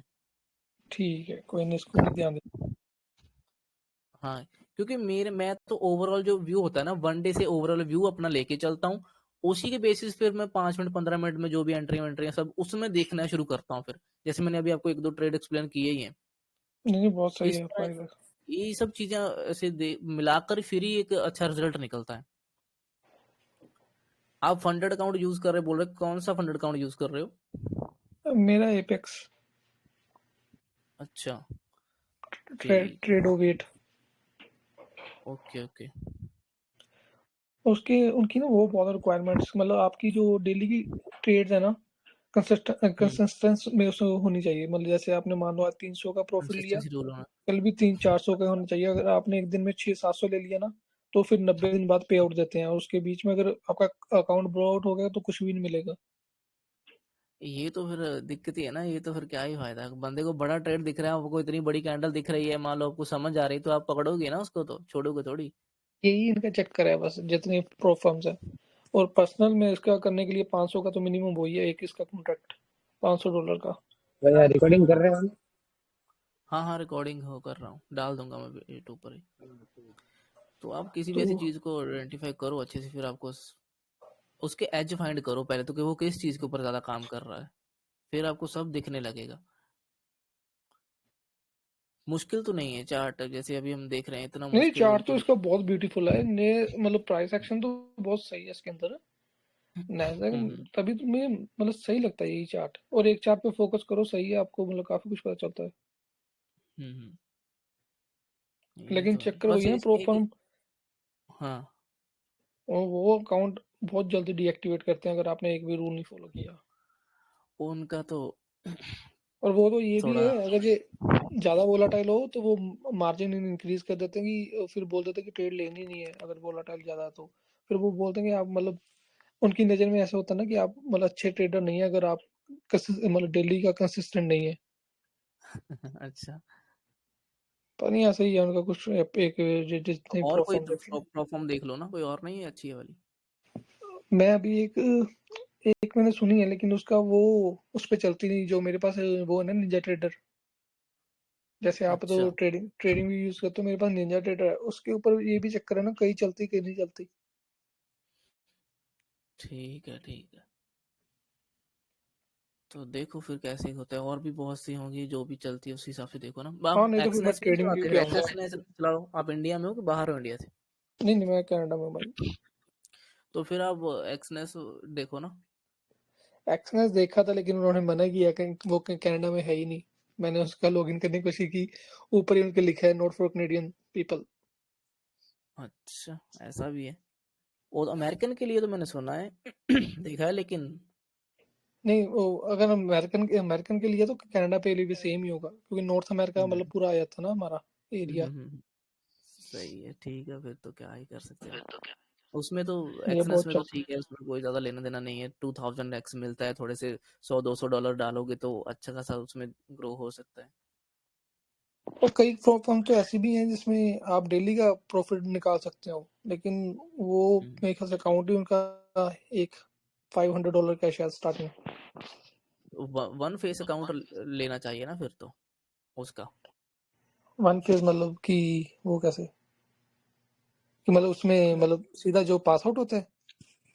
नहीं नहीं नहीं, फंडेड अकाउंट नहीं, जैसे वन फेस उसमें एक ही टेस्ट देना पड़ता है, एक ही बार अकाउंट क्लियर करना पड़ता है ना। जैसे उसमें होता है ना कि वन फेस होता है, एक में एक हाँ टू फेस अकाउंट होता है। पहले में 10% टारगेट बनाना होता है, दूसरे में 8% के, ऐसा कुछ होता है ना। तो हाँ हाँ, जैसे वो है हाँ उसका फोरेक्स का भी एक ऐसा ही है कुछ, हाँ, तो एफटीएमओ ऐसे आप शायद। फंडेड, जैसे बहुत से प्रोफॉर्म्स ऐसे फंडेड अकाउंट, फंडेड पिप्स है, ऐसा कुछ फंडिंग पिप्स है ऐसा, और फंडर प्रो है, और पता नहीं क्या क्या है जो चल मैं रहे हैं इंडिया में भी चल रहे हैं वो। ट्रेडिंग व्यू के साथ इंस्टेंट हम। फंडिंग, इंस्टेंट फंडिंग वाले, जो इनके जो इंस्टेंट आप पैसा अगर चाहते हो सीधा रियल वाला, वो तो अकाउंट महंगे महंगे है ना, काफी एक्सपेंसिव है। तो इससे हाँ अच्छा है कि आप वन फेस अकाउंट ले लो। उस वन फेस अकाउंट मेरे हिसाब से $60 में करीब मिल जाता है, 5K का। 5K का अकाउंट मिलता है $60 में, और उसमें एक ही टेस्ट होता है, उसमें 8% ग्रो करना होता है शायद। 8% ग्रो करो और क्लियर हो जाएगा, उसके बाद आपको फंडेड अकाउंट मिल जाएगा 5K का। ठीक है। उसका डेली लॉस जो होता है वो 3% होता है अकाउंट का, मतलब $150, $150। और मैक्स लॉस जो होता है वो 10% का होता है, वो आई थिंक 500। $400-500 का होता है। बस वो ही अच्छा है उसमें से। चलो ये भी ट्राई करके देखता हूँ उसके ऊपर फिर। हाँ, ऐसे बहुत सी प्रोफर्म्स हैं ना जो इंडिया में अच्छा काम कर रही हैं, अच्छे ग्रो करने के लिए। बट अगर ऐसा ही है कि, हाँ बोलो। एशिया में बहुत स्लो चलता है ये नाज़। मैं मेरा टाइम जो होता है ना, जब मैं घर आता हूँ तो एशिया को होता है तब, मतलब इंडिया वाला टाइम। हम्म। लेकिन उस टाइम इतना स्लो होता है ना, मतलब नाज़ अपना सबसे सही है लंदन और न्यूयॉर्क में ही चलता है।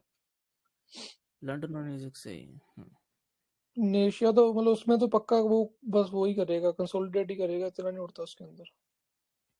हम्म। तो आप गोल्ड बिटकॉइन वगैरह कुछ नहीं करते? नहीं नेस्डे से नहीं क्यों, सर। एक ही क्यों आपने चुना है? और मुझे वोलाटिलिटी मतलब मुझे बैठना इतना पसंद नहीं है। मुझे ये है कि 1-2 घंटे में बस करके अपना निकल जाओ, चाहे स्टॉप लॉस चाहे प्रॉफिट। तो ऐसे तो बिटकॉइन भी बहुत वोलेटाइल होता है फिर तो।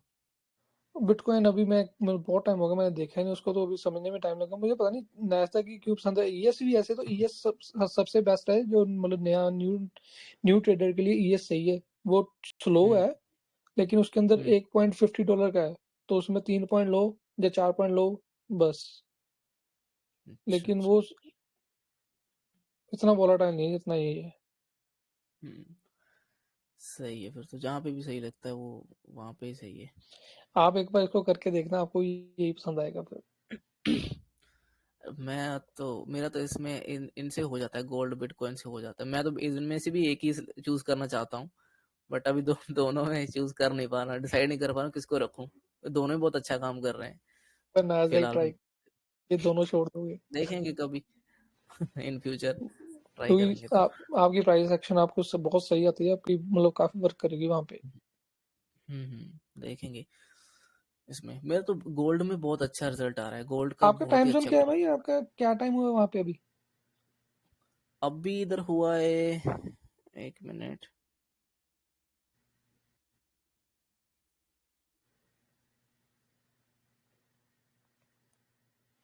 अभी इधर हुआ है 2:45।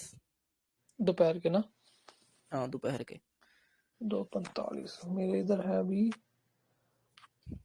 8:45 सुबह के। तो उधर तो सुबह की, आप इधर मेरे शाम से हो रही है। हाँ मेरे से आगे चल रहे हो। हम्म तो ये सीन है, ठीक है सही है, बट अब ट्रेडिंग में हो तो अच्छी बात है उसमें। और मेरा काफी बस प्रोफेशन अपना बहुत एज फाइंड।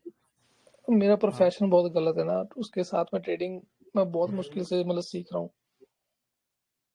चलो, सीखना तो मुश्किल से ही सीखा जाता है, अच्छी बात है, सीखो तो अच्छे यार, इसके अच्छे रिजल्ट हैं एट द बहुत यार सही है ये तो। ज्यादा। बाकी जर्मनी बताओ कैसे सही है जर्मनी?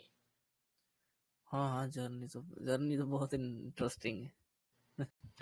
यूरोप अभी पूरा तो ही बहुत काफी अच्छे। इंटरेस्टिंग है ना, मतलब सही है यूरोप। हम्म यूरोप सही है। घूमने के लिए बेस्ट प्लेस है। घूमने तो तभी आए बंदा जब अंधा पैसा हो हाथ में। उसी के लिए तो कर रहे हैं ये सब कुछ। दिहाड़ियों से जोड़कर घूमने में मजा भी नहीं आता।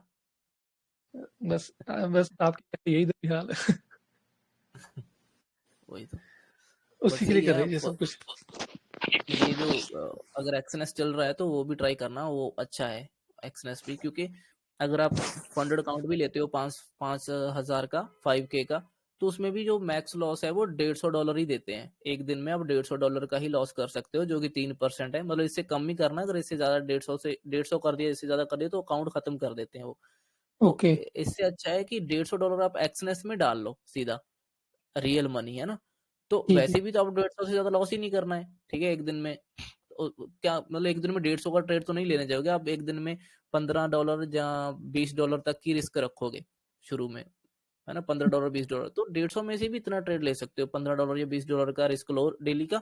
आपको एक हफ्ते में अच्छा ग्रोथ, अगर आप अच्छे सेटअप पे काम कर रहे हो, आपका अच्छा सेटअप काम कर रहा है, तो ये 150 आराम से 150, 200, 250 तक पहुंच जाएगा।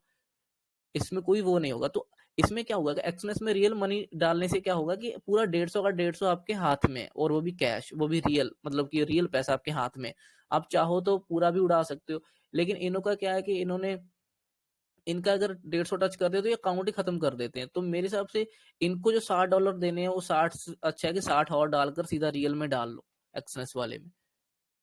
तो खुद ठीक। ट्रेड अच्छे से कर सकते हो। क्योंकि अब मान लो कि हमारे पास, मान लो मेरे पास $300 है, ठीक है, रियल वाले। अब मान लो 300 में एक्सनेस में डाल लूं, रियल मनी है ना, तो मैं इसमें बहुत ट्रेड ले सकता हूँ। कम से कम, जो मान लो 150 में अगर $150 का रिस्क अगर 5 ट्रेड में भी लेता हूँ, तो मैं 10 ट्रेड आराम से कर सकता हूँ, जिसमें मैं 300 उड़ा सकता हूँ।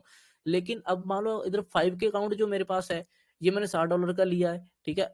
इसका पहले तो टेस्ट क्लियर करूंगा, अगर टेस्ट में अगर कोई गलती कर दी, तो मैं इसमें $300 का, मेरा मान लो मुझे ओवरऑल रिस्क है, तो 300 में से 150 टच हो गया तो मेरा अकाउंट खत्म, बंद कर देंगे। तो बाकी का 150 तो मेरा ऐसे ही चला जाएगा ना इसमें फिर, क्योंकि अगर मान लो मेरी गलती से भी कहीं एक्स्ट्रा लॉट ले लिए मान लो इसमें, तो ये फालतू है कि, मतलब शुरू में ग्रोथ करने के लिए अच्छा है, अगर कोई बंदा बहुत ही डिसिप्लिन में है तो वो कर ले। लेकिन बाद में मैं तो बोलूंगा कि इसमें से पैसा निकाल कर जल्दी से जल्दी रियल फंडिंग, रियल अकाउंट में डालना शुरू करो। जहाँ तो आप अगर $300 है तो सीधा एक्सएनएस में डालो, फंडेड अकाउंट लेने की जरूरत ही नहीं है। क्योंकि तो ये कभी भी बंद कर देते हैं, छोटी छोटी गलती करी तो बंद कर देंगे। एक्सएनएस में ये है कि कोई गलती करोगे बड़ी छोटी न्यूज की, ये वो कोई लेना देना नहीं उनको। आप पैसा आपका है, उड़ा लोगे तो आपकी मर्जी, नहीं उड़ाओगे तो आपकी मर्जी, वो भी। मैं ये ऐसा तो करता छोटी सी हूँ, गलती हो तो उड़ा देते हैं, बंद कर देते अकाउंट। वीपीएन लगा के बोलो। ट्राई करूँ? नहीं, क्या आपका वो, अच्छा वो नहीं करते ना, VPN लगा कर ट्राई करके देख लो, चलता है तो। हाँ अगर चल जाए ना, वहाँ पे इंडिया सेलेक्ट कर लूंगा लोकेशन। आप ये भी करो ना, ये इनकॉग्निट मोड में ट्राई करो ना। चलो आज ये भी देखता हूँ फिर करके। एक्सना से देखता हाँ हूँ, सही है, जिसमें रिक्वायरमेंट कम हो ना वो सही रहता है। उसमें कोई रिक्वायरमेंट नहीं, ना कोई न्यूज ट्रेडिंग के कोई बैन है, ना कुछ भी लेना देना नहीं है उनका। बिंदास जहाँ पे जो मर्जी ट्रेड करो बस उसमें। तो ठीक है, फिर आज वो ही ट्राई कर लेते हैं, एक्सेस। हाँ वो देखना ट्राई करके। और बाकी मेरे ये तो जैसे आपने छोटी छोटी मतलब चीजें काफी बताई है ना, कि मतलब कैसे कैसे रीड करना है ये, मतलब और इसके लिए वीडियोस जो आपकी पड़ी हैं वो कौन कौन सी देखूं प्राइस एक्शन की? अम, वैसे तो सभी में ही वही सभी सेम चीजें ही बार बार रिपीट हो ही हुई है। वैसे ऐसा कुछ है तो नहीं है कि अलग से कुछ बोलूं। जो भी लाइव ट्रेड मैंने करके दिखाया, लाइव सेशन या लाइव डिस्कशन में मैंने बोल रखा है ना, जो चीजें जहाँ पे मैं चार्ट समझाता हूँ, डेली चार्ट से लेकर छोटे टाइम फ्रेम, मल्टीपल टाइम हम टेस्ट करते हैं, वो चीजों को आप देखो। वहां पे बहुत छोटी छोटी चीजें हैं, लेकिन वो सभी मिलकर ही आपको एक रियल वो दिखाएंगी ये लेवल बड़ा भी मूव कहाँ पे। है जैसे हाँ यस्टरडे लो, यस्टरडे हाई, प्रीवियस मतलब प्रीवियस सेशन है, ये जो लेवल है ये भी काफी हेल्पफुल होता है ना, इसको भी काफी रिस्पेक्ट करते हैं प्राइस। हाँ, उसको भी काफी अच्छा, क्योंकि मार्केट हमेशा प्री ये मार्केट कोशिश हो गया। करती है कि जो पुराने, जो एशिया का लो है या लंदन का जो भी नीचे दिल्ली का लो लगा है, उसको सपोर्ट वहां से मिलती है, जनरली मिलती है वहां पे, एकदम से वो ब्रेक नहीं हो जाते। तो वो काफी हेल्पफुल होते हैं वो लेवल सभी। प्री मार्केट लो हाई उसको भी मैंने देखा ना, काफी रिस्पेक्ट करता है। हम्म। तो ये लेवल वही है कि माइंड में थोड़ा सा ऐसे सीधा देख कर हो जाता है कि हाँ पुराना कल का हाई लो टूट गया, ब्रेक डाउन हो गया, ब्रेक ऐसा तो समझ आता है इजीली।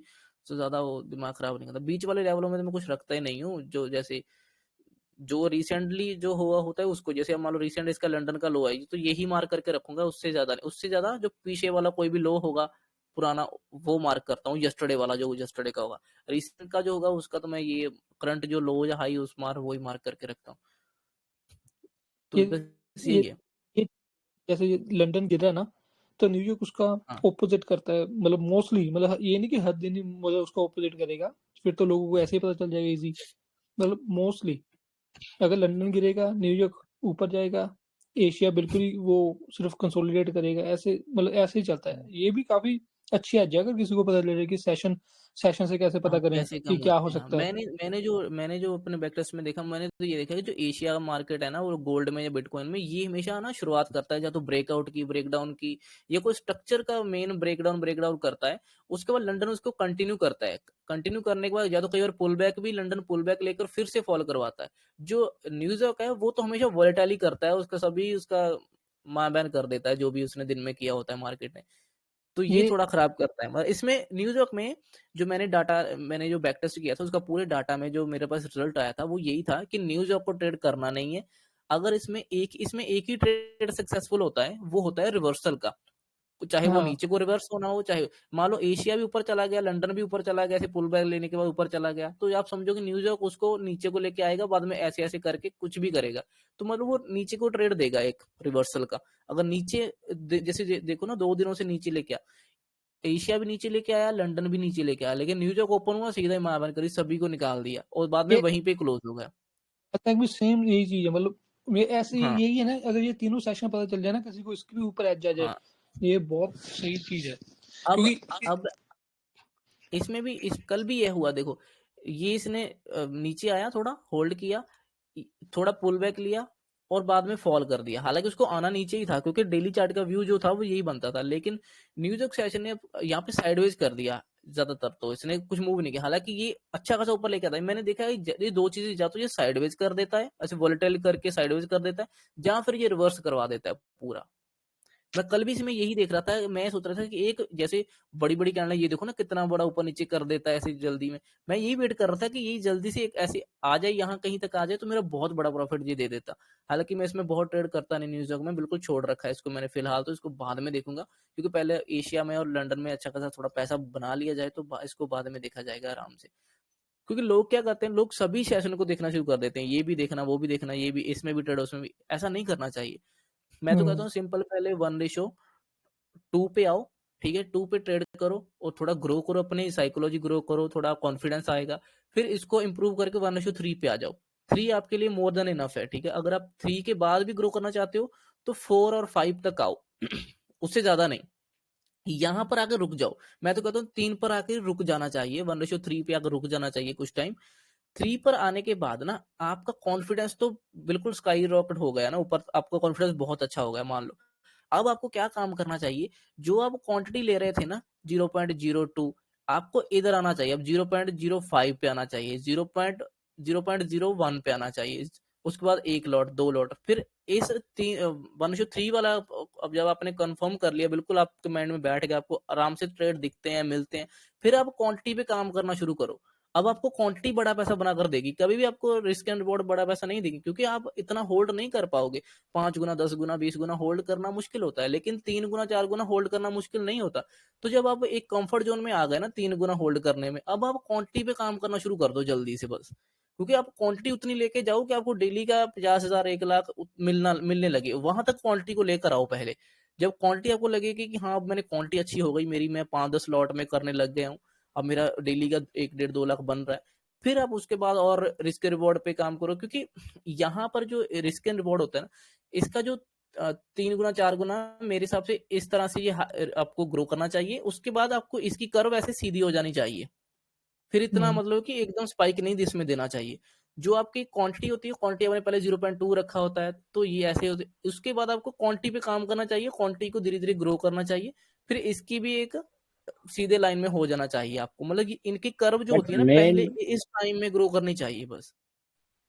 बाकी सब अब मैं जैसे बोलूंगा 4 5 6 7, इस चीजों के ऊपर आपके बहुत टाइम होगा आगे फ्यूचर में, इस एरिया में जब आप बिल्कुल एक स्टेबल लाइफ पे आ जाओगे, फिर इसके ऊपर काम करना चाहिए। हाँ, बिल्कुल। आप क्या बोल रहे थे भाई?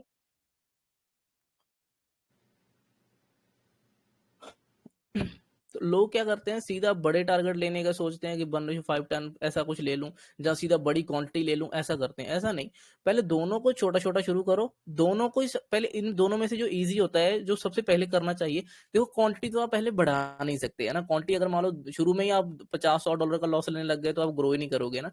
तो आपको क्या करना है, $10 का लॉस लेना होता है, और उसके आगे 30-40 बनाने हैं, है ना, $30-40 बनाने, मतलब 1:3-4 तक आपको पहले ग्रो करना है अपने आप को। जब ये ग्रो होगा, क्वांटिटी तो बढ़ाना बाद में शुरू होगा, क्वांटिटी जो आप इंक्रीज करोगे वो बाद में आएगा, क्वांटिटी वाला काम तो पहले आपको रिस्क एंड रिवॉर्ड पे आना है, 3 गुना 4 गुना इस पे काम करना होता है पहले। लोग क्वांटिटी भी शुरू में ही बढ़ाना शुरू कर देते, तो वो फिर लंबे टाइम में चलते नहीं है, जल्दी माइंड खराब हो जाता है। इन दोनों की कर्व लाइन जो होती है ना, अगर आप इसको लाइन में ग्राफ चार्ट में देखेंगे, तो शुरू शुरू में आप जितना जोर लगा दिया आपने क्वांटिटी पे, सॉरी उस पे रिस्क एंड रिवॉर्ड पे, उतना ही अच्छा होता है। उसके बाद रिस्क एंड रिवॉर्ड आपका एक सीधी लाइन में चला जाता है, फिर आपको काम करना होता है अपनी क्वांटिटी की लाइन में, क्वांटिटी की लाइन को फिर ग्रो करो ऊपर, फिर वो भी एक टाइम पे आकर सीधी हो जाएगी।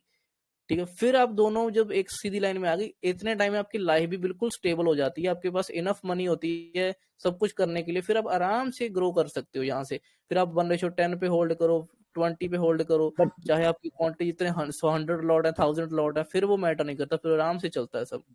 हाँ बोलो। हाँ, बट भैया मेन तो ट्रेड मिलना चाहिए, सही ट्रेड मिलना चाहिए। जैसे आपको सही ट्रेड मिल रहे हैं कि वो उसी साइड में जाएंगे, वो मेरे को नहीं मिल रहा है वो ट्रेड है कि हाँ ये इसी देखो साइड में जाएंगे। सबसे पहले मेन कॉन्टेक्ट वो सब बाद में मैनेजमेंट कर लेंगे, बट मेन ट्रेड नहीं मिल रहा देखो ना, लोग क्या करते हैं ना, अब जैसे इसमें भी लोग है, ऐसे मेन ही ट्रेड नहीं कंफ्यूज मिल हो, रहा।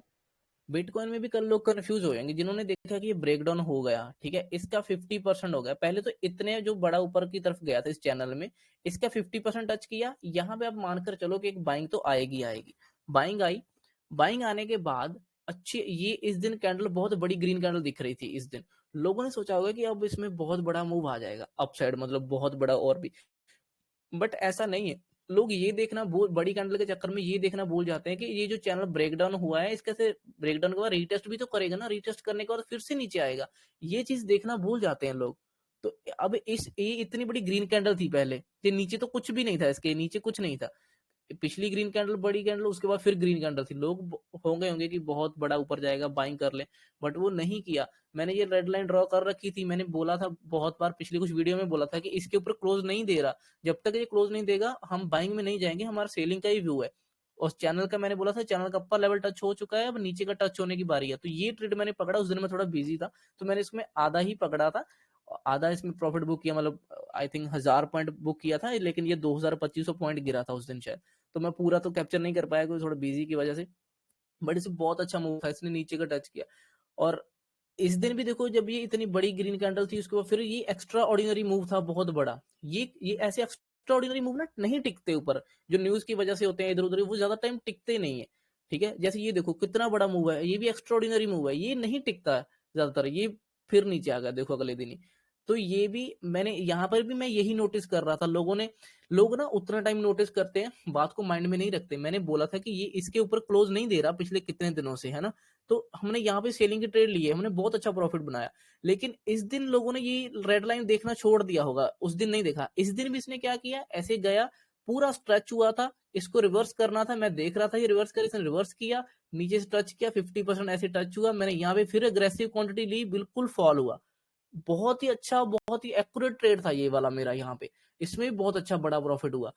तो ये लोग देखना भूल जाते हैं। मैंने ये बोला कि इसके ऊपर क्लोजिंग नहीं हो रही, तो ये भी यहाँ पे भी ये क्लोजिंग करेगा कि नहीं, ये भी तो कंफ्यूज था ना कि करेगा कि नहीं करेगा। तो मैं यही देख रहा था कि ये कर रहा है कि नहीं कर रहा, लेकिन ये ऑलरेडी स्ट्रेच था। स्ट्रेच के बाद एकदम से मैं दिखाता हूँ, रुको कौन सी तारीख है ये, 2 तारीख है ना।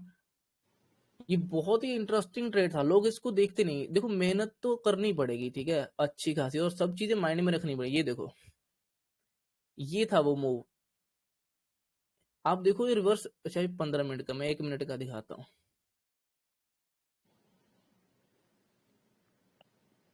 ये बहुत इंटरेस्टिंग मूव था। अब कोई बंदा इसको ऐसे समझकर अगर पकड़ता तो क्यों नहीं बड़ा पैसा बनता। ये देखो कितना बड़ा मूव था, देखो कितनी बड़ी कैंडलों से बाहर गया, कितनी कैंडल है, कितने प्राइस की, देखो कितना है, देखो 2300 पॉइंट है। आपको लगता है कि 2300 पॉइंट का ब्रेकआउट ऐसे एकदम से होकर ऊपर सस्टेन करेगा, टिकेगा? नहीं टिकेगा वो। ये 2300 पॉइंट था, नहीं टिका। जैसे नीचे आया, मैंने यहाँ पे एंट्री किया था, एग्जैक्टली मैं